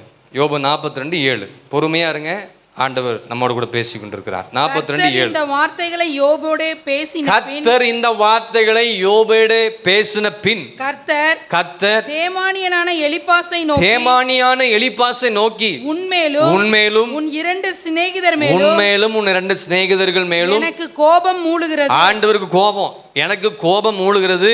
என் தாசனாகிய யோபு பேசினது போல நீங்கள் என்னை குறித்து நிதானமாய் பேசவில்லை. ஆண்டவர் யோபு பத்தி ஒரு சாட்சி கொடுக்கிறார் பாருங்க. இதை நல்லா விளக்கி சொல்லணும்னு ஆசைப்படுறேன். என் தாசனாக யோபு பேசினது போல நீங்க என்ன செய்யல, பேசல. ஆண்டவர்கிட்ட பேசுறதுக்கு ஒரு வழிமுறை இருக்குது. ஆண்டவரை செஞ்சிருங்க அப்படி சொல்கிறதுக்கும், ஆண்டவரே கிருபையாக இந்த காரியத்தை எப்படியாச்சும் செய்து முடிங்க. இப்போ நிறைய விதங்கள்லாம் இருக்குது. சிலர்லாம் வந்து உட்காந்து ஜெபம் பண்ணிட்டு போயிடுற ஆட்கள்லாம் இருக்குது. அதுங்கெல்லாம் ஜெபம் கேட்க மாட்டார் ஆண்டவர். வசனத்துக்கு சபையில் எல்லாம் ஒழுங்காக இருந்தால் தான் நம்முடைய வாழ்க்கையில் வாக்குத்தத்தங்கள்லாம் நிறைவேறும். ஜீவியத்தில் அப்படி தான். யோபுவினுடைய வாழ்க்கையில் பார்த்தீங்கன்னா ஆரம்ப நிலையில் நல்ல லக்ஸூரியஸான லைஃப். அவனை போல் பணக்காரன் யாருமே இல்லை. நல்ல லக்ஸூரியஸாக வந்துட்டார். நிறைய வேலைக்காரங்கள், ஆடு மாடு ஒட்டகங்கள், நிறைய குடும்பத்தார், சொந்த பந்தங்கள் எல்லாருமே இருந்தாங்க. நல்ல கூட்டமாக நல்ல வசதி வாய்ப்போடு இருந்தாங்க. எந்த குறையும் ஆண்டவர் வைக்கல. ஆனால் ஒரு நாள் பெரிய காற்று அடித்து, அந்த காற்று அடித்து இந்த வீடு விழுந்து அங்கே இருக்கிற எல்லாரும் செத்து போனாங்க. பிள்ளைகள், அவனுடைய வேலைக்காரிகள், ஆடு மாடுகள் எல்லாமே அழிந்து போணுச்சு. அத்தனை நெருக்கங்கள், பாடுகள், உபத்திரவங்கள் எல்லாவற்றையும் இழந்தாலும் உதடுகளினாலே பாவம் செய்யாத யோபுவை குறித்து கர்த்தர் நல்ல ஒரு சாட்சியை கொடுக்கிறார். இப்பொழுதாவது தூஷித்து ஜீவனை. ஆனால் அவன் சொல்றார், பைத்தியக்காரி பேசுறத போல நீ என்ன செய்யற அப்படின்னு வார்த்தை பைபிளில் இருக்குது. என்னடா அவன் பைத்தியக்காரன் சொல்ல நினைக்கக்கூடாது. பைபிளை படித்தா அவங்களுக்கு தெரியும். அல்லேலூயா. இப்போ கர்த்தரே அவனை என் தாசனாகி யோபு பேசுறத போல நீங்கள் யாரும் என்ன செய்யலை, நீங்கள் பேசல. ஆகவே நீங்கள் போய் யோபு இடத்துல ஒப்புரவாகுங்கன்னு சொல்கிறாரு. என்ன சொல்கிறாரு? அவன் உங்களுக்காக பலி செலுத்துவான். அந்த 3 நண்பர்களை கர்த்தர் அனுப்புகிறார். யார்கிட்ட? உங்களுக்கு விரோதமாக ஒருத்தன் செஞ்சிட்டான், உங்களுக்கு விரோதமாக ஒருத்தன் பேசிட்டான், கேவலமாக பேசிட்டான். இப்போ பாஸ்டர் என்ன பண்ணுறாருன்னா, நீங்கள் அந்த சிஸ்டர்கிட்ட போய் கொஞ்சம் ஜோம் பண்ணிக்கோங்க அப்படி அனுப்புகிறாரு. நீங்கள் ஜோம் பண்ணுவீங்க? ஜோம் பண்ணுறவங்களாம் கை ஊற்றுங்க பார்க்கலாம். பார்த்தீங்களா, நிறைய கை உயர்த்தப்படும். இன்றைக்கி அந்த கையெல்லாம் ரட்சிக்கப்படணும். அதனால தான் உன் வாழ்க்கையில் ஆசீர்வாதத்தை பெற்றுக்கொள்ள முடியல உன்னால். என்ன செய்கிறாரு? இந்த 3 நபர்களை ஆண்டவர் யார்கிட்ட அனுப்புகிறாரு? யோபுக்கிட்ட. யோபுவின் மேலே எத்தனை நம்பிக்கை பாருங்கள் ஆண்டவருக்கு. அவனோட நண்பர்கள் அவனை விதமாக எல்லாம் பேசி இது பண்ணாங்க. என்ன இழந்த பொழுதும் சொந்தங்கள் பந்தங்கள் மற்ற இதெல்லாம் நடக்கிற காரியம் தான் உலகத்தில். ஆனாலும் ஆண்டவர் சொல்கிறாரு, நீங்கள் அவங்ககிட்ட போனீங்கன்னா உங்களுக்காக ஜெபிப்பார். ஜெபிச்சாரு. யோபுனுடைய சிறையிருப்பை கர்த்தர் மாற்றினார். அல்லேலூயா. யோபுனுடைய மனம் மடிவாக்கின மக்களுக்காக அவர் ஜெபம் பண்ணுவார்னு சொல்லி ஆண்டவருக்கு ஒரு நம்பிக்கை இருந்துச்சு அவன் மேலே. அவனை குறித்து நல்ல சாட்சி. நீங்கள் அவன்கிட்ட போங்க, அவன் உங்களுக்காக ஜெபம் பண்ணுவான். ஜெபம் பண்ணாங்க. அதே போல் இவனுடைய யோபு அவளுக்காக ஜெபிக்க முடியும். இவனுடைய சிறையிருப்பை என்ன செஞ்சார் கர்த்தர்? அதுதான் சொல்கிறார், கர்த்தருக்கு முன்பாக சாட்சி. என்ன சாட்சி? அவர்கள் தாசனாகி யோபு பேசுறது போல் நீங்கள் என்ன செய்யலை, நிதானமாக பேசலை. அவளை நிதானமாக பொறுமையாக பேசி அவளுக்காக ஜெபித்தார். கர்த்தர் அவனை குறித்து நல்ல ஒரு சாட்சி கொடுத்தார். நான்ப்பா இப்படி ஒரு சாட்சி நீங்களானு பெற முடியுமா? அதான் இன்றைக்கி ஆண்டவர் கேட்குறார். உங்களை நிந்தித்தவர்கள், உங்களை ஏளனமாக பேசினவங்க, உங்களுக்கு விரோதமாக பல காரியங்களை செஞ்சுருக்கலாம். ஆனாலும் அவர்களுக்காக நம்ம என்ன செய்யணுமா? ஜெபிக்கணும். அதுதான் கர்த்தருக்கு முன்பதாக சாட்சி. யாராக இருக்கட்டும் அவங்க என்ன செய்யணுமா? அவரால் மன்னிக்க முடியுமா? அவங்கள மன்னிக்க முடியுமா? உங்களுக்கு அவர்களுக்காக நீ ஜெபிக்க முடியுமா? திங்க் பண்ணி பாருங்கள். யோபு எப்படிலாம் ஜெபம் பண்ணியிருக்கிறாருன்னு பாருங்கள். அவர் சிறையிருப்பை கர்த்தர் மாற்றி 2 மடங்கு கர்த்தரவனை ஆசீர்வதித்து உயர்த்தினார். அல்லேலூயா. இந்த உயிர் திறந்த நாளிலே கர்த்தருக்கு முன்பதாக சாட்சி எப்படி இருக்கும்னா, எப்படி இயேசு மன்னித்தது போல, எப்படி யோபு தன் சிநேகிதரை மன்னித்து அவனுக்கு ஜெபம் பண்ணது போல, நீங்கள் மன்னித்து மறந்து அவர்களுக்காக ஜெபம் பண்ணீங்கன்னா இந்த உயிர் திறந்த நாளில் உங்கள் சிறையிருப்பை கர்த்தர் மாற்றுவார். உங்கள் குடும்பத்தையும் உங்கள் பிள்ளைகளும் கர்த்தருக்கு முன்பதாக சாட்சிகளாக கர்த்தர் நிறுத்த போகிறார். இல்லையா சொல்லுங்கள்.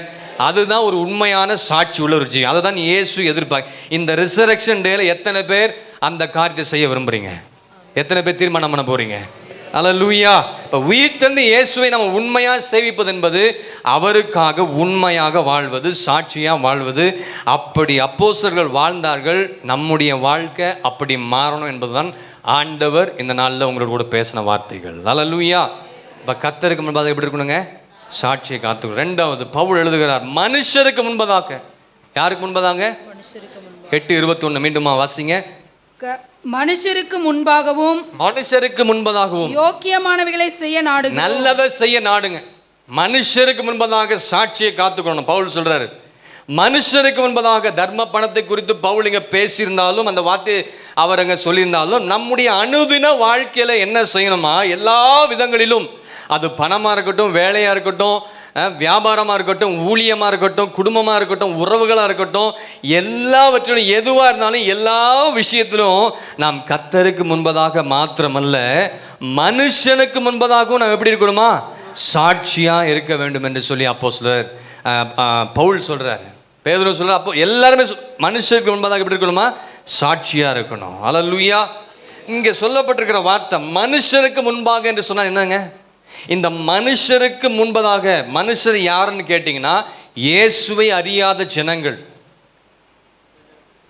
சொல்கிறேன், இயேசுவை அறியாத ஜனங்கள், புறஜாதிகள், இயேசுவை விசுவாசிக்காதவர்கள், இயேசுவை தங்கள் சொந்த இரட்சகராக ஏற்றுக்கொள்ளாதவர்கள், இயேசு கிறிஸ்துவை ஏற்றுக்கொள்ளாதவர்கள் மத்தியில் உலகத்தான் சொல்கிறோம் பார்த்தீங்களா? அந்த உலகத்தாருக்கு முன்பதாக நாம் நம்முடைய சாட்சியை காத்துக்கணும். சாட்சியே இருக்கணுமா? அதான் பவுல் சொல்கிறார். சாட்சியாக இருங்க. இயேசு அறியாத மக்களுக்கு. உங்கள் ஸ்கூலில் எப்படி இருக்கீங்க? டீச்சர்ஸ், பிள்ளைங்க எப்படி இருக்கிறீங்க? காலேஜில் எப்படி இருக்கிறீங்க? உங்கள் வியாபாரத்தில் எப்படி இருக்கிறீங்க?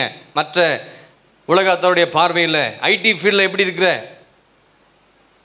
ஊழியத்தில், சபைகளில், குடும்பங்களில், மற்ற ஜனங்களுக்கு முன்பதாக நம்முடைய சாட்சியை காத்துக்கொள்ளணும். அதான் மனுஷருக்கு முன்பதாக சாட்சியாக இருக்கணும். அவங்க தான் உங்களை பார்த்து சொல்லணும் என்னன்னு, இவங்க யாரு? கிறிஸ்தவர்கள் சொன்னோம். சும்மாலாம் பேர் வரல சீஷர்களுக்கு கிறிஸ்தவர்கள்னு பைபிளில். அவங்க வாழ்க்கையை பார்த்தாங்க, அவங்க நடைமுறையை பார்த்தாங்க. பாருங்க, அப்போஸ்தலர் 11ஆம் அதிகாரம் 26ஆம் வசனத்தை வாசிங்க. அப்போஸ்தலர் 11:26. அவர்கள் ஒரு வருஷ காலமாய் சபையோட கூடியிருந்து. நம்ம எத்தனையோ வருஷம் வந்துட்டு இருக்கிறோம் சபைக்கு. அவங்க ஒரு வருஷ காலமாக சபையோடு கூடியிருந்து அநேக ஜனங்களுக்கு இங்கே நிறைய பிரசங்கம்லாம் நம்ம கேட்கிறோம். சபையில் பிரசங்கம் பண்ணினார்கள், உபதேசம் பண்ணினார்கள். முதல் அந்தியோகியாவிலே சீஷர்களுக்கு கிறிஸ்தவர்கள் என்ற பெயர் வழங்கிற்று. யார் மூலமா தெரியுங்களா? இயேசுவை அறிந்த ஜனங்கள் மூலமா அல்ல, புறஜாதிகள் மத்தியில சீஷர்களுக்கு சும்மா சாதாரணமா சீஷர்களை கிறிஸ்தவர்கள் பேர் வைக்கல, அவங்க வச்சாங்க பேர். யார் வச்சா? அந்தியோகியாவில் இருக்கிற புறஜாதிகள் மத்தியில சீஷருடைய வாழ்க்கையும் முறையை பார்த்து, நடையை பார்த்து, அவங்களுடைய காரியங்கள்லாம் பார்த்து இவர்களுக்கு என்ன பேர் வைத்தாங்க? கிறிஸ்தவர்கள். ஆண்டவர் அறியாத புறஜாதியின் புறமதத்தின் சொன்ன சாட்சி தாங்க இதுங்க. அவர்கள் தான் சீஷர்கள், கிறிஸ்தவர்கள் என்று பெயர் பெற்றவர்கள். அல்லேலூயா. ஏதோ சீஷர்களாக அந்த பெயரை வைத்துக்கொள்ளல. இன்றைக்கி நம்ம வச்சிடுறோம் கிறிஸ்டியன்ஸ். நம்ம யாருங்க? சிலர் சண்டே கிறிஸ்டியன்ஸாக இருக்கிறாங்க, சிலர் பண்டிகை கிறிஸ்தவர்களாக இருக்கிறாங்க, சிலர் கல்யாணம்னா பாஸ்டர் வரணும், கல்யாணம் பண்ணணும்னா சபைக்கு அந்த வாலிப பையன் பிள்ளை ரெகுலராக வந்தால் தான் பாஸ்டர் மேலே இந்த கல்யாணத்தை நடத்துவார், இந்த கல்யாணத்துக்கு வருவார். எத்தனை பேர் ஆமென் சொல்கிறீங்க? சபைக்கும் வரதில்லை, எதுக்கும் வரதில்லை. ஆனால் வீடு பிரஸ்டக் பண்ணணும், வீடு கட்டணும், அதுக்கு வரணும், அதுக்கு ஜெபம் வரணும். விசுவாசி ஒழுங்காக வந்தால் தான் சபைக்கு பாஸ்டர் அந்த வீட்டுக்கு வருவாங்க. ஆமாம், நீங்கள் என்றைக்கோ ஒரு நாள் இங்கே அப்போ எப்படி தெரியும் உங்களை குறித்து, உங்களை காரியங்களை குறித்து? நம்ம வாழ்க்கை முறை அப்படி. சீஷர்கள் அவங்க வாழ்ந்த வாழ்க்கை, சீஷர்கள் நடக்கையை பார்த்து, வாழ்க்கையை பார்த்து அவர்களுக்கு அவர் கொடுத்த பெயர் தான் கிறிஸ்தவர்கள். அல்லேலூயா. நிறைய வசனம் எழுதி வச்சிருக்கிறோம் வீட்டில். அவ்வளோ வசனத்தை வாட்டி என்ன பிரயோஜனம்? மனுஷருக்கு முன்பதாக புறஜாதிகள் மத்தியில் நம்ம எப்படி இருக்கிறோம்? கார்லாம் வசனம் போடுறோம், பைக்கில் வசனம் போடுறோம், எல்லா இடத்துலையும் வசனத்தை போட்டிருக்கிறோம். ஆனால் மனுஷருக்கு முன்பதாக நம்முடைய சாட்சி எப்படி இருக்குது? அதுதான் இன்றைக்கு கர்த்தர் உங்களோட பேசி கொண்டிருக்கிறேன். ஏன் அப்படி பெயர் கொடுத்தாங்கன்னா, கிறிஸ்தவர்கள் ஏன் பெயர் கொடுத்தாங்கன்னா சீஷர்களுக்கு, அங்கே பார்த்தீங்கன்னா அந்தியோகியாவில் யூதர்கள் இருந்தார்கள், கிரேக்கர்கள் இருந்தாங்க, பல மதத்தினர் இருந்தாங்க. ஆனால் இந்த சீஷர்கள் யூதர்களை போல வாழலை, அந்த கிரேக்கரை போல வாழலை, மற்ற மதத்தினரை போல அவங்க வாழலை. அவங்க எப்படி வாழ்ந்தாங்கன்னா இயேசுவினுடைய அடிச்சுவங்களை பின்பற்றி வாழ்ந்தபடினால தான் அந்த புறஜாதிகள் மத்தியில் இவர்களுக்கு கொடுக்கப்பட்ட பெயர் கிறிஸ்தவர்கள். அல்லேலூயா. கிறிஸ்டியன்ஸ். பக்கத்து வீட்டுக்காரங்க உங்களுக்கு கொடுத்து என்ன சாட்சி சொல்கிறாங்க? வேலை செய்கிற இடத்துல அவரா, ஐயோ அவர் கையை நீட்டினா தான் அவர் வேலையை இது பண்ணுவார், ஏதாவது காசு கொடுத்தா தான் நடக்கும். ஐயோ அந்த அம்மாவா குழாய் கண்டை வந்துச்சுன்னா வாயில் வர வார்த்தை இங்கிலீஷ் வார்த்தையாக பேசுகிறாங்க. இன்றைக்கி கத்துடைய பந்தியில் இருக்கிற நிறைய பேர் நான் கண்ணார பார்த்துருக்கிறேன். சண்டை நேரத்தில் கெட்ட வார்த்தை பேசுறது நம்முடைய சபை விசுவாசிகள்லாம் சொல்கிறேன். வேலை செய்கிற இடத்துல கூட நான் பார்த்துருக்குறேன் அவங்கள தகாத வார்த்தையில் பேசியிருக்கிறத. மனுஷருக்கு முன்பதாக நம்முடைய சாட்சி எப்படி இருக்கணும்,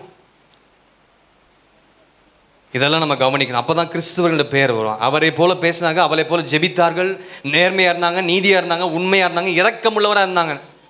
இன்றைக்கி இயேசுவை அறியாத மக்களுக்கு ஆவிக்குரிய விசுவாசிகள் கிறிஸ்துவன் சொல்கிறாங்க பார்த்தீங்களா, அவங்க தேவனை அறியாத மக்கள் இரக்கம் கூட காமிக்க மாட்டேன்றாங்க. ஒரு வேலைக்காரிக்கு இரக்கம் காட்டுறதில்லை, என்னதுங்க, சக மனிதத்தில் இரக்கம் காட்டுறதில்லை.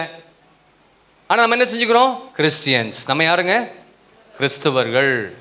உன் ஃப்ரெண்டுக்கு இரக்கம் பாராட்ட மாட்டேன்ற நீ கிறிஸ்தவன். வேலையில் எல்லா இடத்துலையும் இரக்கம் உள்ளவளாக இருக்கணும், நீதி உள்ளவளாக இருக்கணும், உண்மையாக இருக்கணும், நேர்மையாக இருக்கணும். இயேசுவை போல் இப்படிலாம் இந்த நடைமுறை வாழ்க்கையில் அவர்கள் இருந்தபடினால்தான் அதை பார்த்த மற்ற ஜனங்கள் கொடுத்த சாட்சி தான் கிறிஸ்தவர்கள். ஹல்லேலூயா. புதிய ஏற்பாட்டில் பார்த்தீங்கன்னா கிறிஸ்தவர்கள் என்ற பேர் 3 இடத்துல தான் வருது. எத்தனை இடத்துல வருதுங்க? அப்போஸ்தலர் 11:26, அப்போஸ்தலர் 26:28, 1 பேதுரு 4:16. நான் சொல்கிற வசனம் மாத்திரம் அப்புறம் வாசிங்க. எத்தனை இடத்துல வருதுங்க கிறிஸ்தவர்கள் என்ற பேர் புதிய ஏற்பாட்டில்? 3 இடத்துல வருது. அப்போஸ்தலர் 11:26, 26:28, 1 பேதுரு 4. இந்த 3 இடம் என்னன்னு பார்த்தீங்கன்னா புறஜாதிகள் சம்பந்தப்பட்ட இயேசுவை அறியாத சம்பந்தப்பட்ட இடமாக தான் இருந்திருக்குது. அந்த இடத்துல தான் சீஷர்களுக்கு கிறிஸ்தவர்கள் என்று பேர் வந்துச்சு. நீங்கள் போய் வீட்டில் இதை வாசித்து பார்த்து இந்த இடத்துல பாருங்கள், இயேசுவை அறியாத மக்கள் தான் கிறிஸ்தவர்கள்னு சொன்னாங்க. அப்போஸ்தலர் 26:28 பார்த்தீங்கன்னா 26:28 அகிரிப்பு ராஜா சொல்றாரு, சொன்ன வார்த்தை, அப்பொழுது அகிரிப்பா பவுலை நோக்கி நான் கிறிஸ்தவன் ஆகிறதற்கு கொஞ்சம் குறைய நீ என்னை சம்மதிக்க பண்ணுகிறாய் என்றான். ஆமா. 11:26 பார்த்தீங்கன்னா அங்க ஒரு காரியம் சொல்லப்பட்டிருக்குது பாருங்க. 11:26 அவர்கள் 1 வருஷ காலமா, அது ஏற்கனவே வாசிட்டோம். இப்படி நிறைய பேருக்கு இப்படிலாம் வாழ்ந்தபடிலாம் நம்மளுக்கு என்ன பிறந்ததுங்க?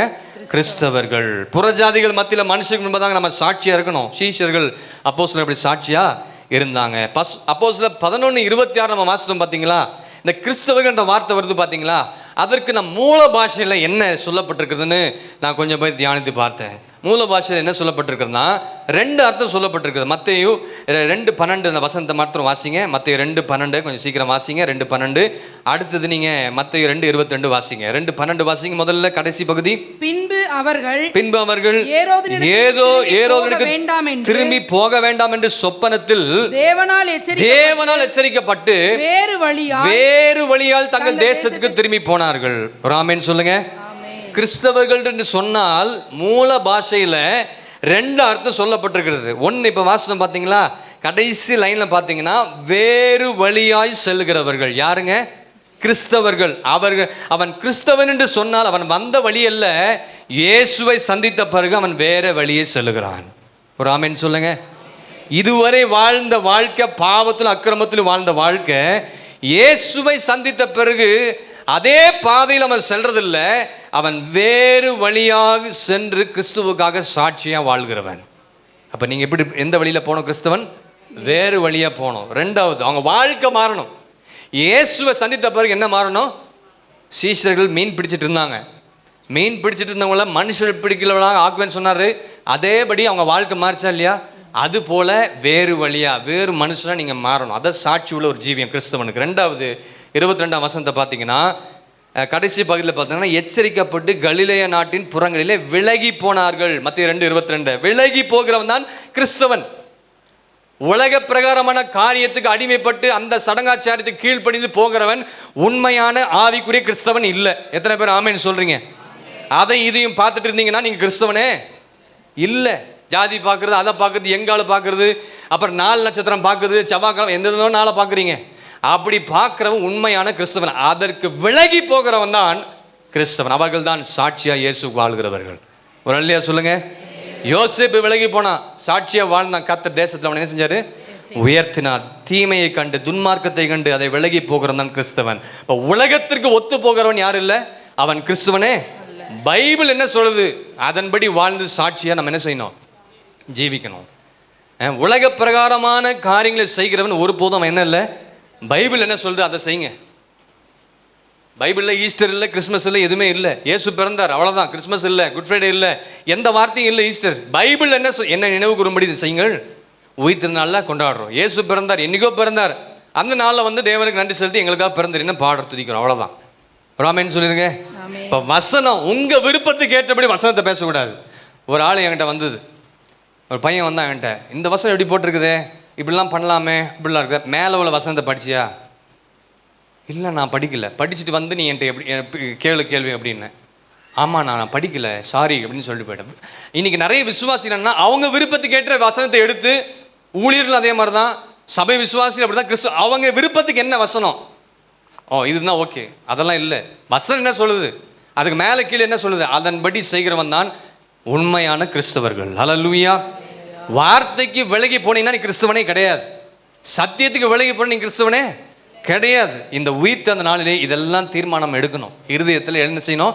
எழுதி வைக்கணும். ஆண்டவருக்கு பிரியமில்லாத காரியத்தில் இருந்து நாம் விலகி போவோம் என்று சொன்னால் உங்களுக்கு தான் பேர் இருக்குது. என்ன பேர்? கிறிஸ்தவன் என்று பேர். அவங்க அப்போ சொல்ல விலகி போனால தான் அந்த அந்தியோகில் இருக்கிற அந்த ஜனங்கள் வந்து அவங்களுக்கு, சீஷர்களுக்கு கிறிஸ்தவன் என்று பெயர் பெற்றாங்க. சும்மா அந்த பெயர் அவங்க பெறலைங்க, அவங்க வாழ்க்கையை பார்த்து அந்த பெயர் பெற்றாங்க. அப்போ மனுஷருக்கு ஒன்பதாக யோக்கியமானவர்கள் என்ன செய்யுங்க? செய்ய நாளுங்க. பைபிள் முழுவதும் பார்த்தீங்கன்னா அந்த சாட்சின்னு வார்த்தை பார்த்தீங்களா? இங்கிலீஷில் என்ன சாட்சி? Witness, proof. திருஷ்டாந்தம் படுத்துங்கள் வாசித்தோம், அதெல்லாம் ப்ரூஃப், சாட்சி, விட்னஸ், டெஸ்டிமனி, டெஸ்டிஃபைடு, நிறைய காரியங்கள் சொல்லப்பட்டிருக்கிறது.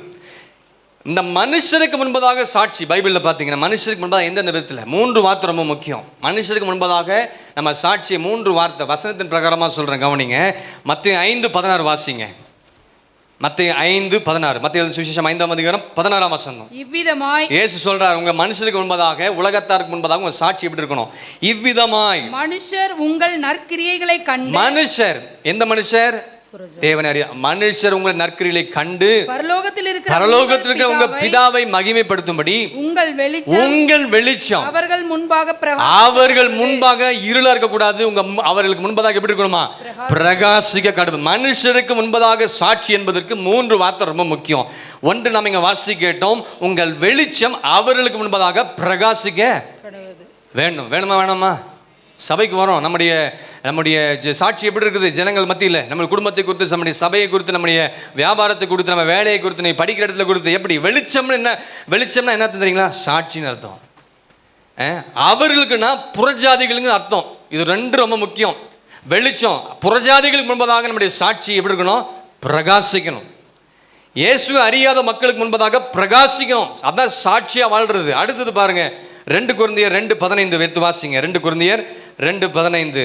நாங்கள் நற்கந்தங்களா இருக்கிறோம் சொல்றார் பாருங்க. ரட்சிக்கப்படுகிறவர்களுக்குள்ளேயும் கெட்டு போகிறவர்களுக்குள்ளேயும் நாங்கள் தேவனுக்கு கிறிஸ்துவின் நற்கந்தமாய் இருக்கிறோம். வாசனை வீசுறவளா இருக்கணும். புறஜாதிகள் முன்பதாக கிறிஸ்டியன்ஸ், சபைக்கு வருகிற கிறிஸ்தவர்கள் எப்படி வீசணும்?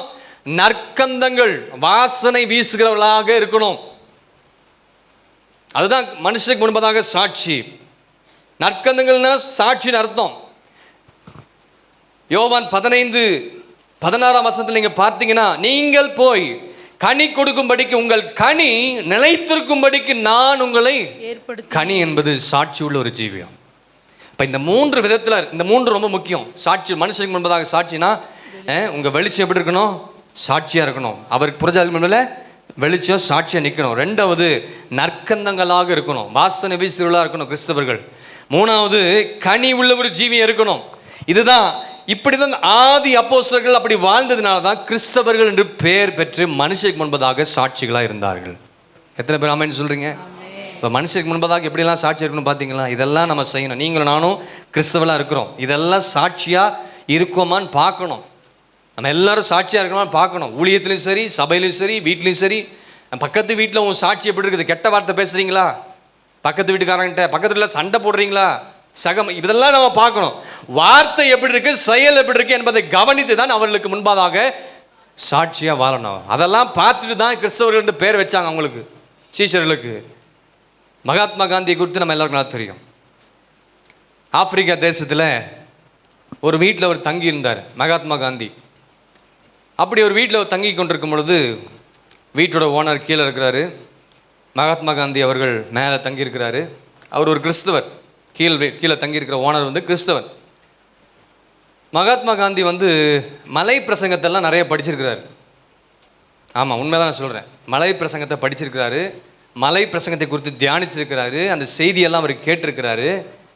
இதெல்லாம் கேட்டு எப்படியாகிலும் நானும் கிறிஸ்தவனாக மாற வேண்டும் என்று அவருக்கு ஒரு இது வந்திருக்கு. அப்போ கீழே இருக்கிறவனை பார்த்தாரு, கிறிஸ்தவனாக மாறணும், பைபிளில் படிச்சிருக்கிறாரு, அந்த காரியத்தில் கற்றுக்கொண்டிருக்கிறாரு. கீழே வீட்டு ஓனர் கிறிஸ்தவர். இந்த கிறிஸ்தவருடைய நடையை பார்த்து, செயலை பார்த்து, வாழ்க்கையை பார்த்து, ஜீவியத்தை பார்த்து, நான் கிறிஸ்தவனா மாற எனக்கு விருப்பம் இல்லை அப்படின்னு சொல்லிட்டு அவர் பாட்டுக்கு அப்படியே அமைதி வந்துட்டார். கிறிஸ்தவரில் பிடிக்கும், வேதம் பிடிக்கும், பைபிள் பிடிக்கும், வசனம் பிடிக்கும், ஆனால் அவரில் பிடிக்காது. யார்?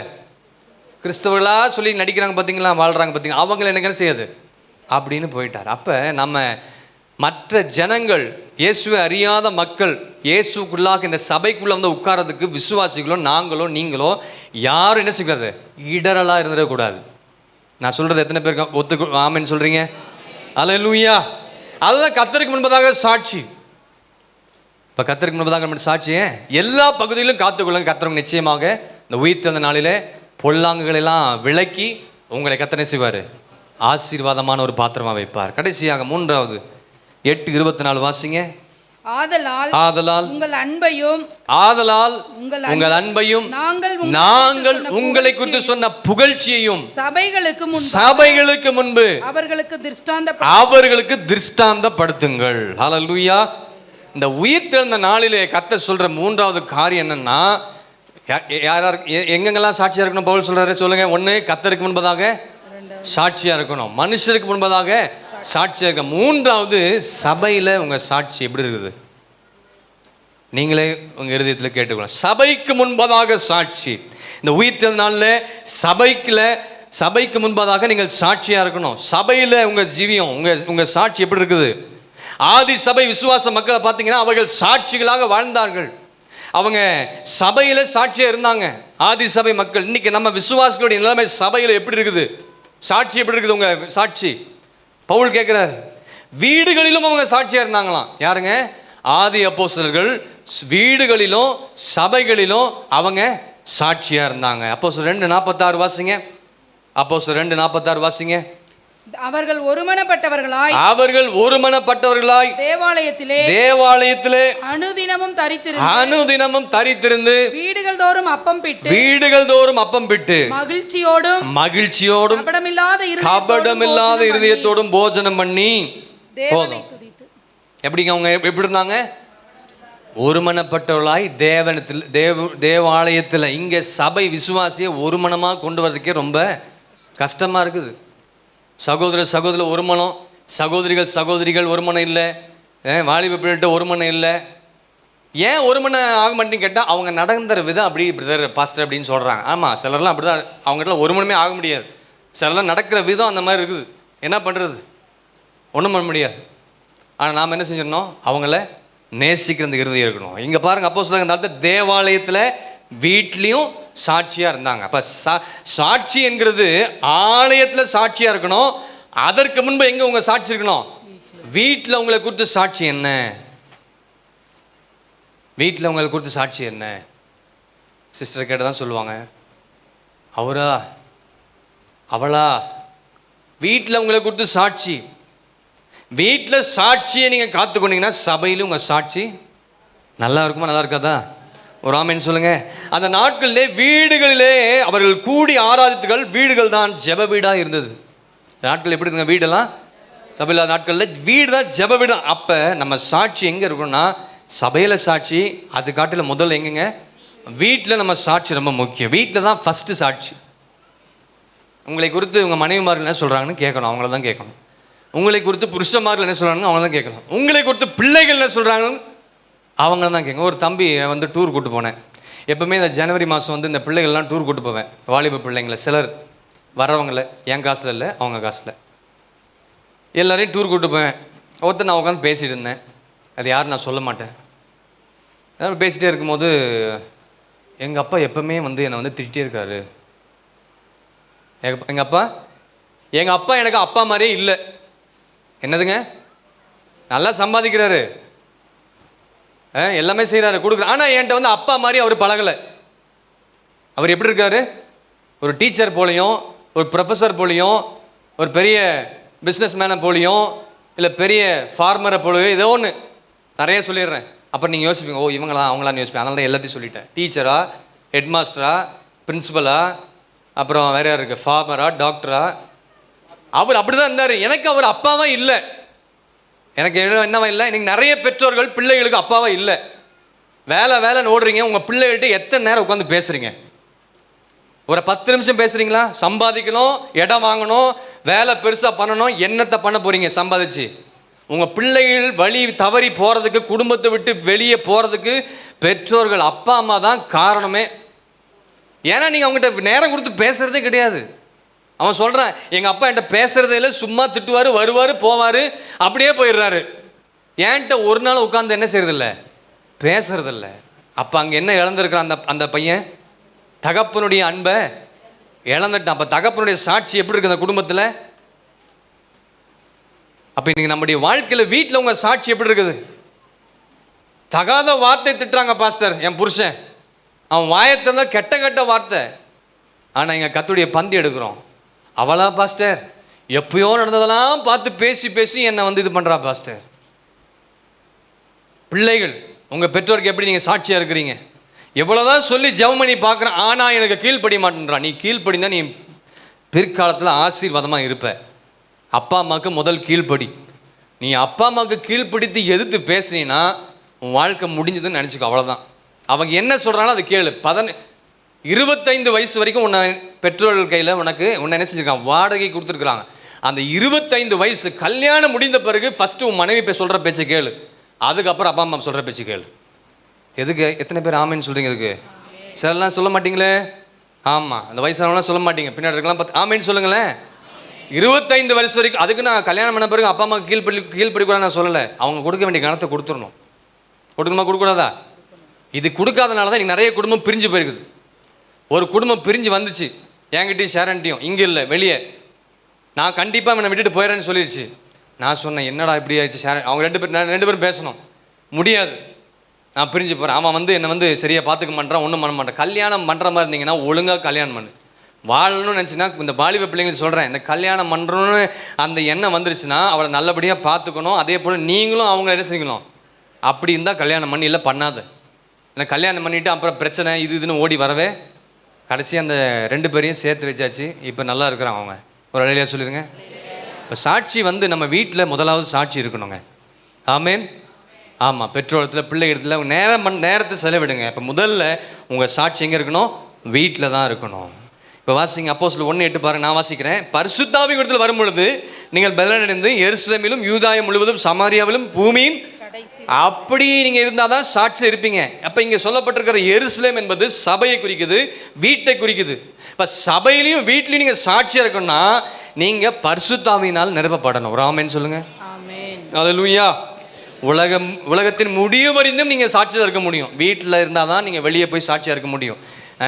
வீட்டில் சாட்சி, சபையில் சாட்சி, இந்த ரெண்டுத்துலேயும் சாட்சி சரியாக இருந்துச்சுன்னா உங்கள் சாட்சி வெளியே நல்லா இருக்கும். ஒரு ஆமேன்னு சொல்லுங்கள்.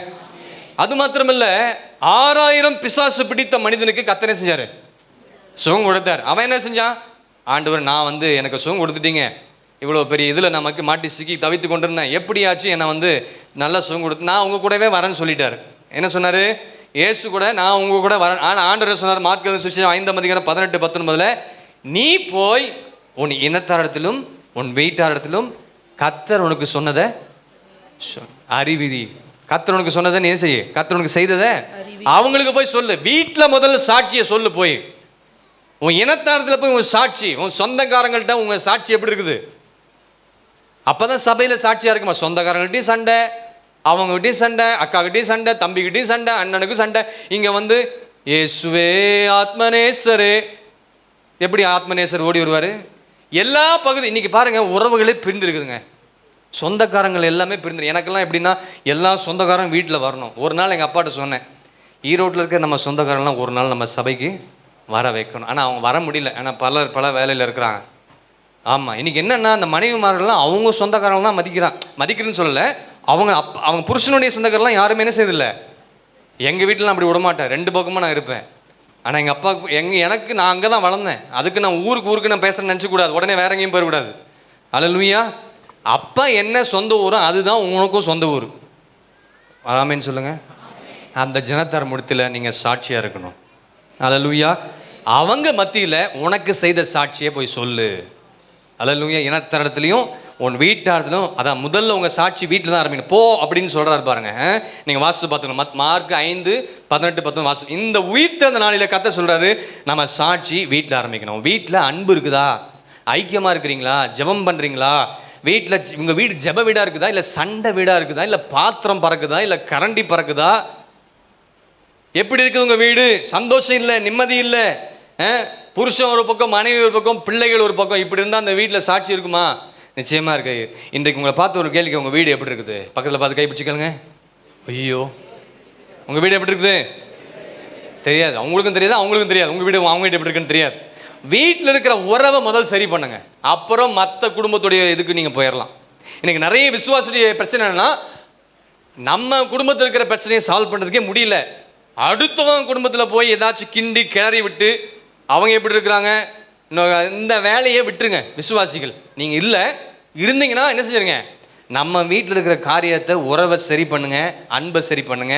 வீட்டில் அன்பு பெருகணும், வீட்டில் ஐக்கியம் பெறணும். புருஷனும் மனைவிக்குள்ள அன்பு இருக்கணும். புருஷன் பெற்றோர்கள் பிள்ளை இடத்துல நல்ல அன்பாக இருக்கணும். மருமகள் மாமியார் அன்பாக இருக்கணும். மருமகள் இப்படி எல்லாரும் ஒருவருக்கு ஒருவருக்குள்ள வீட்டில் இந்த சாட்சியை காத்து கொண்டாதான் வெளியே சபையில் உங்கள் சாட்சி நல்லா இருக்கும். ராமேன்னு சொல்லுங்கள். இப்போ உங்கள் வீடு இதெல்லாம் சாட்சி இருந்தால் உங்கள் வீடு எப்படி இருக்குங்க? ஜெப வீடாக இருக்கும். எப்படி இருக்கும்? உங்கள் பிள்ளைகள் மத்தியில் அன்பு ஐக்கியம் பெருகட்டும். கர்த்தர் உங்களை எப்படி நடத்தினார்னு உங்கள் பிள்ளைகளுக்கு சாட்சி சொல்லுங்கள். நிறைய பணத்தை எடுத்து கொடுக்குற பெற்றோர்கள் இருக்கிறாங்க. கேட்ட உடனே எல்லாத்தையும் கொடுத்துருது, எல்லாம் வாங்கி கொடு, எப்படி வந்தது, என்ன உங்கள் ஆரம்ப நிலை சாட்சியே சொல்லுங்கள். பிள்ளைகளுக்கு உட்காந்து இப்படிலாம் இருந்தாப்பா, இப்படி கஷ்டப்பட்டேன், இப்படி வச்சுருக்கிறேன், அதெல்லாம் யாரும் சொல்கிறது இல்லை. அந்த சாட்சியை உங்கள் குடும்பத்துக்கு, உங்கள் மனைவிக்கு, உங்கள் பிள்ளைகளுக்கு சொன்னால் தான் அதோடைய காரியம் தெரியும். அல்லேலூயா. குடும்பத்தில் முதல்ல சாட்சியாக இருக்கும். கடைசியாக முடிச்சிடற. 2வது ஆலயத்தில் எப்படிங்க? இதுதான் மெயின் பாயிண்ட். சபையில் உங்கள் சாட்சி எப்படி இருக்குது? கிறிஸ்துவாகிய நாம் இந்த உயிர்த்தெழுந்த நாளிலே ஆலயத்தில் சாட்சின்னு கேட்டால், கிறிஸ்துவாகிய நாம் இந்த உயிர்த்தெழுந்த நாளிலே ஆலயத்தில் சாட்சின்னு கேட்டால், சபை ஆராதனைக்கு எப்படி வரீங்க? சபை ஆராதனைக்கு வரணும். சர்ச்சுன்னு ஒன்று கர்த்தர் ஏற்படுத்தி கொடுத்துருக்கிறாரு. சபை ஆராதனை எத்தனை பேர் கனம் பண்ணுறீங்க? இந்த 3-5 நாள் கூட்டம் வச்சாங்க பார்த்தீங்களா, கல்வாரி தியான கூட்டத்தில் ஒரு நாள் கூட அட்டன் பண்ணாமல் இருக்கிறீங்களா? உங்கள் நிலைமைலாம் எனக்கு என்னன்னு தெரில. நேரம் இருந்தும் வராமல் இருந்தீங்களா? கர்த்தர் கணக்கு கேட்பார். வியாதிப்பட்டு அங்கே இருக்கிற முடியல, முட்டி வலி, கால் வலி, அவங்கள பற்றி பிரச்சனை இல்லை, கர்த்தர் பார்த்துப்பார். உனக்கு நேரம் கிடைத்தும் வராமல் இருந்த நிறைய பேர்லாம் உங்கள் சபையில் சாட்சி எப்படி இருக்குது? சபைக்கு முன்பதாக சாட்சி, ஆலயத்தில் சாட்சின்னு கேட்டால் சரியாக ஆராதனைக்கு வரணும். ஒரு ஆமென் சொல்லுங்கள். நிறைய பேர் தீர்மானம் பண்ணுறீங்க. என்ன தீர்மானம் பண்ணுறோம்? இந்த வருஷத்தில் ஒரு சண்டே சர்வீஸ் கூட நான் விட மாட்டேன்.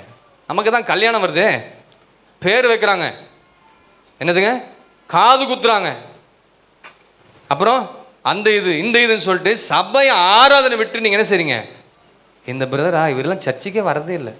இவர் வந்தால் 11 மணிக்கு வராரு, 10:30க்கு வராரு, காணிக்கைக்கு வராரு, இவர் வர்ஷிப் டைமில் வராரு, இவர் சபையில் வந்தால் பாட்டு கூட பாட பண்ணுறாரு, கையும் தட்ட பண்ணுறாரு. இன்றைக்கி நிறைய பேர் கை தட்டுறதுக்கெலாம் அது என்னமோ ஒரு அலர்ஜி போல இருக்குது நிறைய பேர்த்துக்கு.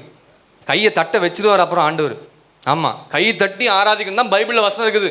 பாடக்கூட மாட்டாங்க, அசைய மாட்டாங்க. எல்லாரும் என்ன டிங்கரிங்லாம் கலைஞ்சிரும். என்னதுங்க, 3 லேயர் போட்டிருந்தாங்களோ 2 லேயர் போட்டாங்க, யாருக்கு தெரியும்? நம்ம எவ்வளோ டிங்கரிங் பண்ணால் அப்படி தான் இருக்குது.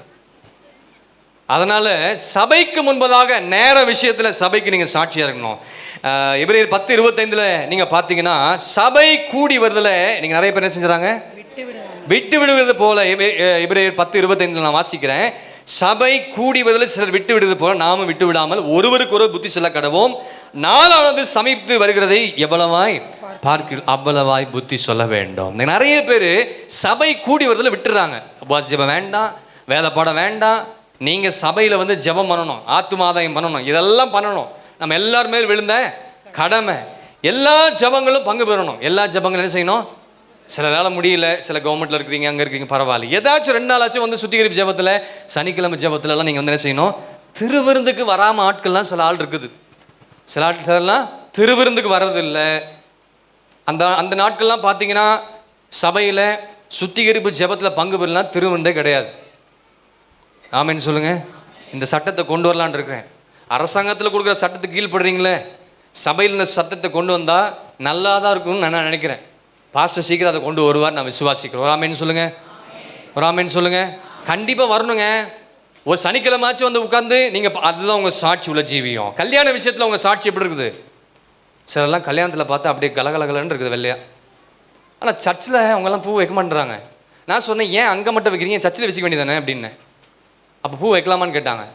பூ வைக்கிறதா ஒவ்வொருத்தருடைய பிரதிஷ்டை, நகை போடாத ஒவ்வொருத்தர் பிரதிஷ்டை. அதை பற்றி நான் பேச வரல. நீ அங்கே எப்படி இருக்க அதே மாதிரி இங்கே இரு.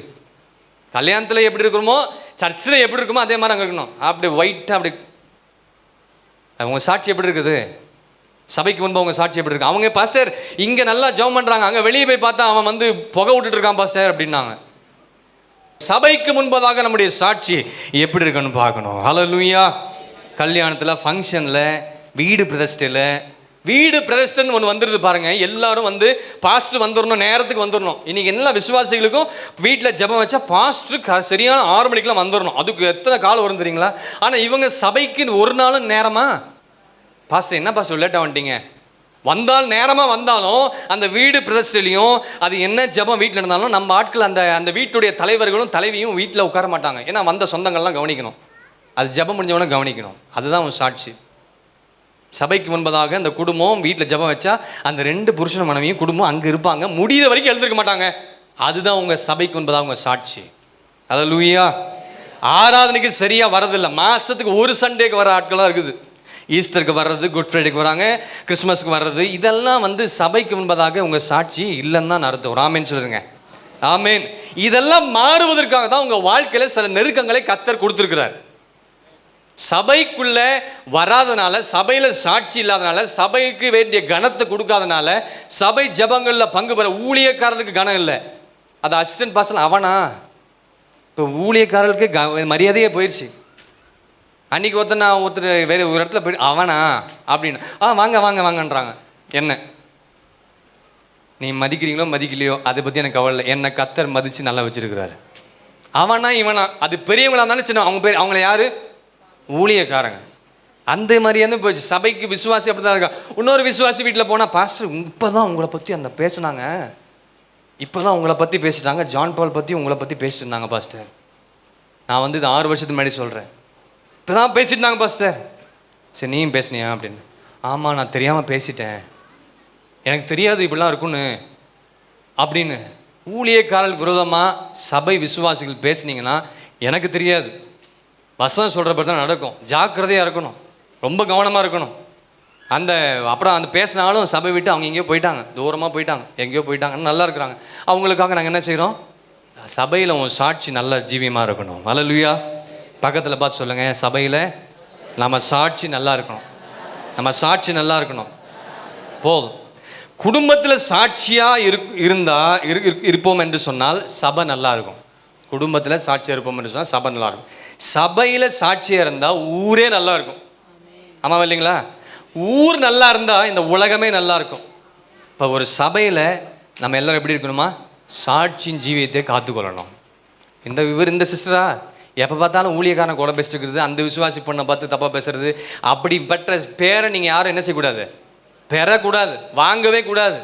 இவங்களா நல்ல சகோதரி, நல்லா ஜெபிக்கிறவங்க, நல்ல சபையை கனம் பண்ணுறவங்க, ஆராதிக்கிறவங்க, எல்லாருமே சபையில் நல்ல சாட்சி எடுக்கணும். கடைசியாக ஒரு சாட்சி சொல்லி நான் முடிக்கிறேன். ஒரு சபையில் ஒரு சகோதரர் எழும்பி சாட்சி நேரம் வந்துச்சு. ஒரு சபையில், எந்த சபைன்னு போய் ஆராய்ச்சிலாம் பண்ண வேண்டாம், ஒரு சபையில் சாட்சி நேரம் வந்து சாட்சிக்கு அந்த சகோதரர் வந்துட்டார். வந்த உடனே சொன்னார், அவர் வந்து ஸ்டேட் கவர்மெண்ட்டில் அது என்னது பிடபிள்யூடி தானே, அதில் அவர் வந்து வேலை செய்து 33 வருஷம் நல்லா வேலை செஞ்சு ரிட்டையர் ஆகி வந்துட்டார். ரிட்டையர் ஆன அடுத்த வாரமே அவர் என்ன பண்ணுறாருன்னா சபையில் வந்து சாட்சி சொல்கிறாரு. என்ன சொல்கிறாரு? இன்றைக்கி ரிட்டையர் ஆகிறவங்களாம் சாட்சி சொன்னாங்களானே எனக்கு தெரில நம்ம சபையில். சரி, அதை விட்டுடலாம். சபையில் வந்து அவர் 33 வருஷம் அந்த பிடபிள்யூடியில் அந்த கவர்மெண்ட் ஸ்டேட் கவர்மெண்ட்டில் ஒர்க் பண்ணி 33 வருஷம் அந்த ஒர்க் பண்ணி ஒரு நாள் கூட ஆஃபீஸுக்கு லேட்டாக போனது கிடையாதான். எங்கே சொல்கிறாரு? சபையில் சாட்சி சொல்கிறார், சபைக்கு முன்பதாக சாட்சி. அப்படி சொல்லும் போது ஜனங்கள் எல்லாரும், சபையில் இருக்க எல்லா விசுவாசி என்ன பண்ணாங்கன்னா ரொம்ப சந்தோஷப்பட்டு நல்ல கைத்தட்டினாங்க. எதுக்கு? நான் ரிட்டையர்மெண்ட் ஆகும்போது எனக்கு நல்ல ரிவார்டு கொடுத்து, எனக்கு கிஃப்ட்டு கொடுத்து, என்னை நல்லா வந்து அதெல்லாம் போடுவாங்களே, அது என்ன மணிமாலாம் இருக்கும், அதெல்லாம் போட்டு பொன்னாடையை போட்டு அதை போட்டு எல்லாம் வந்து கனம் பண்ணி என்னை ரொம்ப அப்ரிஷியேட் பண்ணி என்னை வந்து இது பண்ணாங்கன்னு சொன்னார் அவர், இந்த பிரதர். அதுக்கு விசுவாசிக்கு என்ன பண்ணாங்கன்னா எல்லோரும் நல்லா கை தட்டி நல்ல அவங்களுக்கு என்ன உற்சாகப்படுத்துனாங்க அப்படின்னு சொல்லி பேசிட்டு போயிட்டார். சபை பாஸ்டர் அவரை குறித்து ஒரு சாட்சி சொன்னார் பாருங்க. பல வருஷம் இந்த அவரை பார்க்குறேன், ஒரு நாள் கூட சபைக்கு சரியாக வந்தது இல்லை. ஒரு நாள் கூட இந்த சகோதரர் சபைக்கு சரியா ஒரு நாள் கூட நேரமாக வந்தது இல்லை. எங்கே? சபைக்கு. உலக வேலையில் 33 வருஷம் ஒரு நாள் கூட லேட்டாக போனதே இல்லை.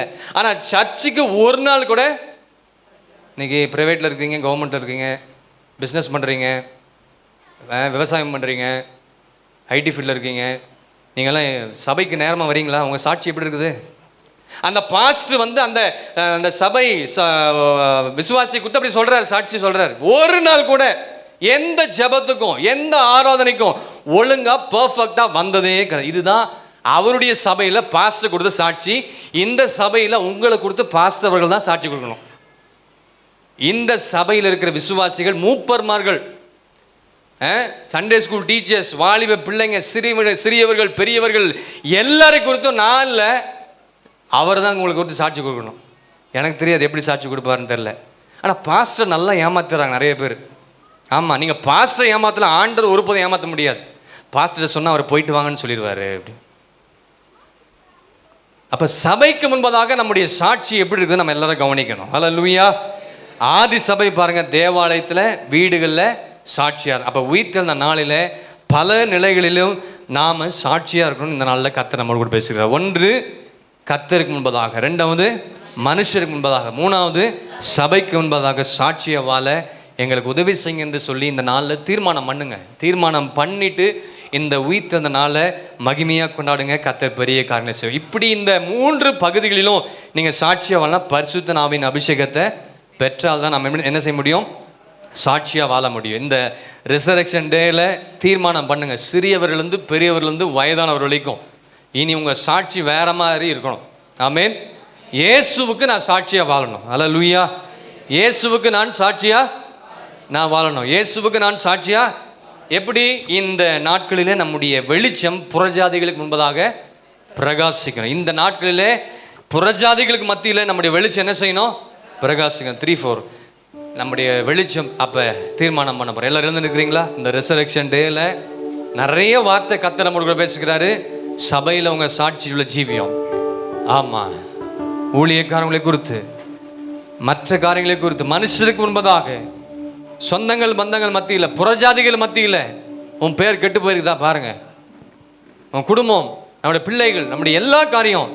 காரணம் தெரியுங்களா? இயேசுவை சரியான விதத்தில் நீங்கள் இன்னும் கிட்டி சேராதனால தான், அவருடைய அன்பை அறிந்து கொள்ளாதனால தான், அவரை ருசி பார்க்காதனால தான். ஹல்லேலூயா, ஹல்லேலூயா. ஜெபிங்க, எல்லாரும் ஜெபிங்க, தீர்மானம் பண்ணுங்க. 2 கரங்களை உயர்த்தி இயேசுவினார் கடைசியாக ஜெபம் பண்ணி முடிப்போம். எல்லாம் கேளுங்க. ஆண்டவரே, நம்முடைய கிருபை தாங்கப்பா, நம்முடைய இரக்கம், நம்முடைய தயவு எங்கள் குடும்பத்தின் மேல், எங்கள் பிள்ளைகள் மேல் இருக்கட்டும். நாங்கள் சாட்சியாக வாழணும்ப்பா. ஹல்லேலூயா. மோடு இருப்பதுதான் என் உள்ளத்தின் வாஞ்சையா, சித்தம் செய்வது. அவருடைய சித்தம் சாட்சியாக வாழணும். இதயத்தின் ஏக்கமையா உம்மோடு இருப்பதுதான் என் உள்ளத்தின் வாஞ்சையா, உம் சித்தம் செய்வதுதான் இதயத்தின் ஏக்கமையா. சித்தமே செய்து சாட்சியாய் வாழ்வேன் நிச்சயம் நிச்சயமே. ஹல்லேலூயா. சித்தமே செய்து சாட்சியாய் வாழ்வேன் நிச்சயம் நிச்சயமே. எல்லாவற்றுக்கும் மேலாக தேவன் நம்மை குறித்து சாட்சி கொடுக்கணும். ஆபிரகாமை பார்த்து சொன்னார், நீ இப்பொழுது எனக்கு பயப்படுகிறாய் என்பதை அறிந்திருக்கிறேன். தாவீதை பார்த்து சொன்னார், சவுலை தள்ளி தாவீதை தன் சித்தத்தை செய்வான் என்று சொல்லி தாவீதை குறித்து சாட்சி கொடுத்தார். யோபை குறித்து தேவன் சாட்சி கொடுத்தார். யோபின் பொறுமையை குறித்து என்றெல்லாம் வாசிக்கிறோமே. அன்பின் ஆண்டவரே, நாங்கள் மெய் துதிக்கிறோம், மெய் ஸ்தோத்திரித்து மையப்படுத்துகிறோம். தேவனுக்கு முன்பாக நாங்கள் எப்பொழுதும் குற்றமற்ற மனசாட்சியோடு கூட காணப்பட உம்முடைய சாட்சிக்கு ஏற்றபடி நாங்கள் நடக்க எங்களுக்கு உதவி செய்யும்படியாக வேண்டிக் கொள்கிறோம். அதே போல் புறஜாதியார் எங்களை பார்க்கும்போது மற்ற ஜனங்கள் மத்தியில் நாங்கள் உண்மை வெளிப்படுத்த, உம்முடைய சமூகத்தை சுமந்து சென்றவர்களுக்கு வெளிப்படுத்த சாட்சியாக இருக்கும்படியாக நான் செபிக்கிறோம். மாத்திரமல்ல, சொந்த குடும்பத்தில், சபையில், வீடுகளில், நாங்கள் இருக்கிற இடங்களில், வேலை செய்கிற ஸ்தலங்களில் எல்லாவற்றும் மிக சாட்சியாக இருக்கும்படியாக நாங்கள் ஜெபிக்கிறோம். விசேஷமாக எல்லாவற்றுக்கும் மேலாக நீங்கள் பலனடைந்து எருசலேமிலும் யூதேயாவிலும் சமாரியாவிலும் பூமியின் கடைசி பரியந்தம் சாட்சிகளாக இருக்க பரிசுத்த ஆவியானவரை அனுப்பி தேவ ஜனங்களை தேற்றும்படியாய் பலப்படுத்தும்படியாக ஜெபிக்கிறோம்.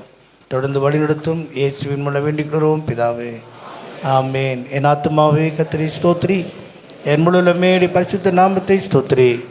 என் ஆத்துமாவே கர்த்தரை ஸ்தோத்திரி, அவர் செய்த சகல உபகாரங்களையும் மறவாதே. ஆமேன். நம்முடைய கர்த்தரா இயேசு கிறிஸ்துவின் கிருபையும் பிதாவாகிய தேவனுடைய அன்பும் பரிசுத்தாவின் ஐக்கியமும் என்றும் என்றும் சதா காலங்களிலும் நம் அனைவரோடும் கூடவே இருப்பதாக. ஆமேன். அல்லேலூயா. கர்த்தருடைய ஆசீர்வதிப்பாராக.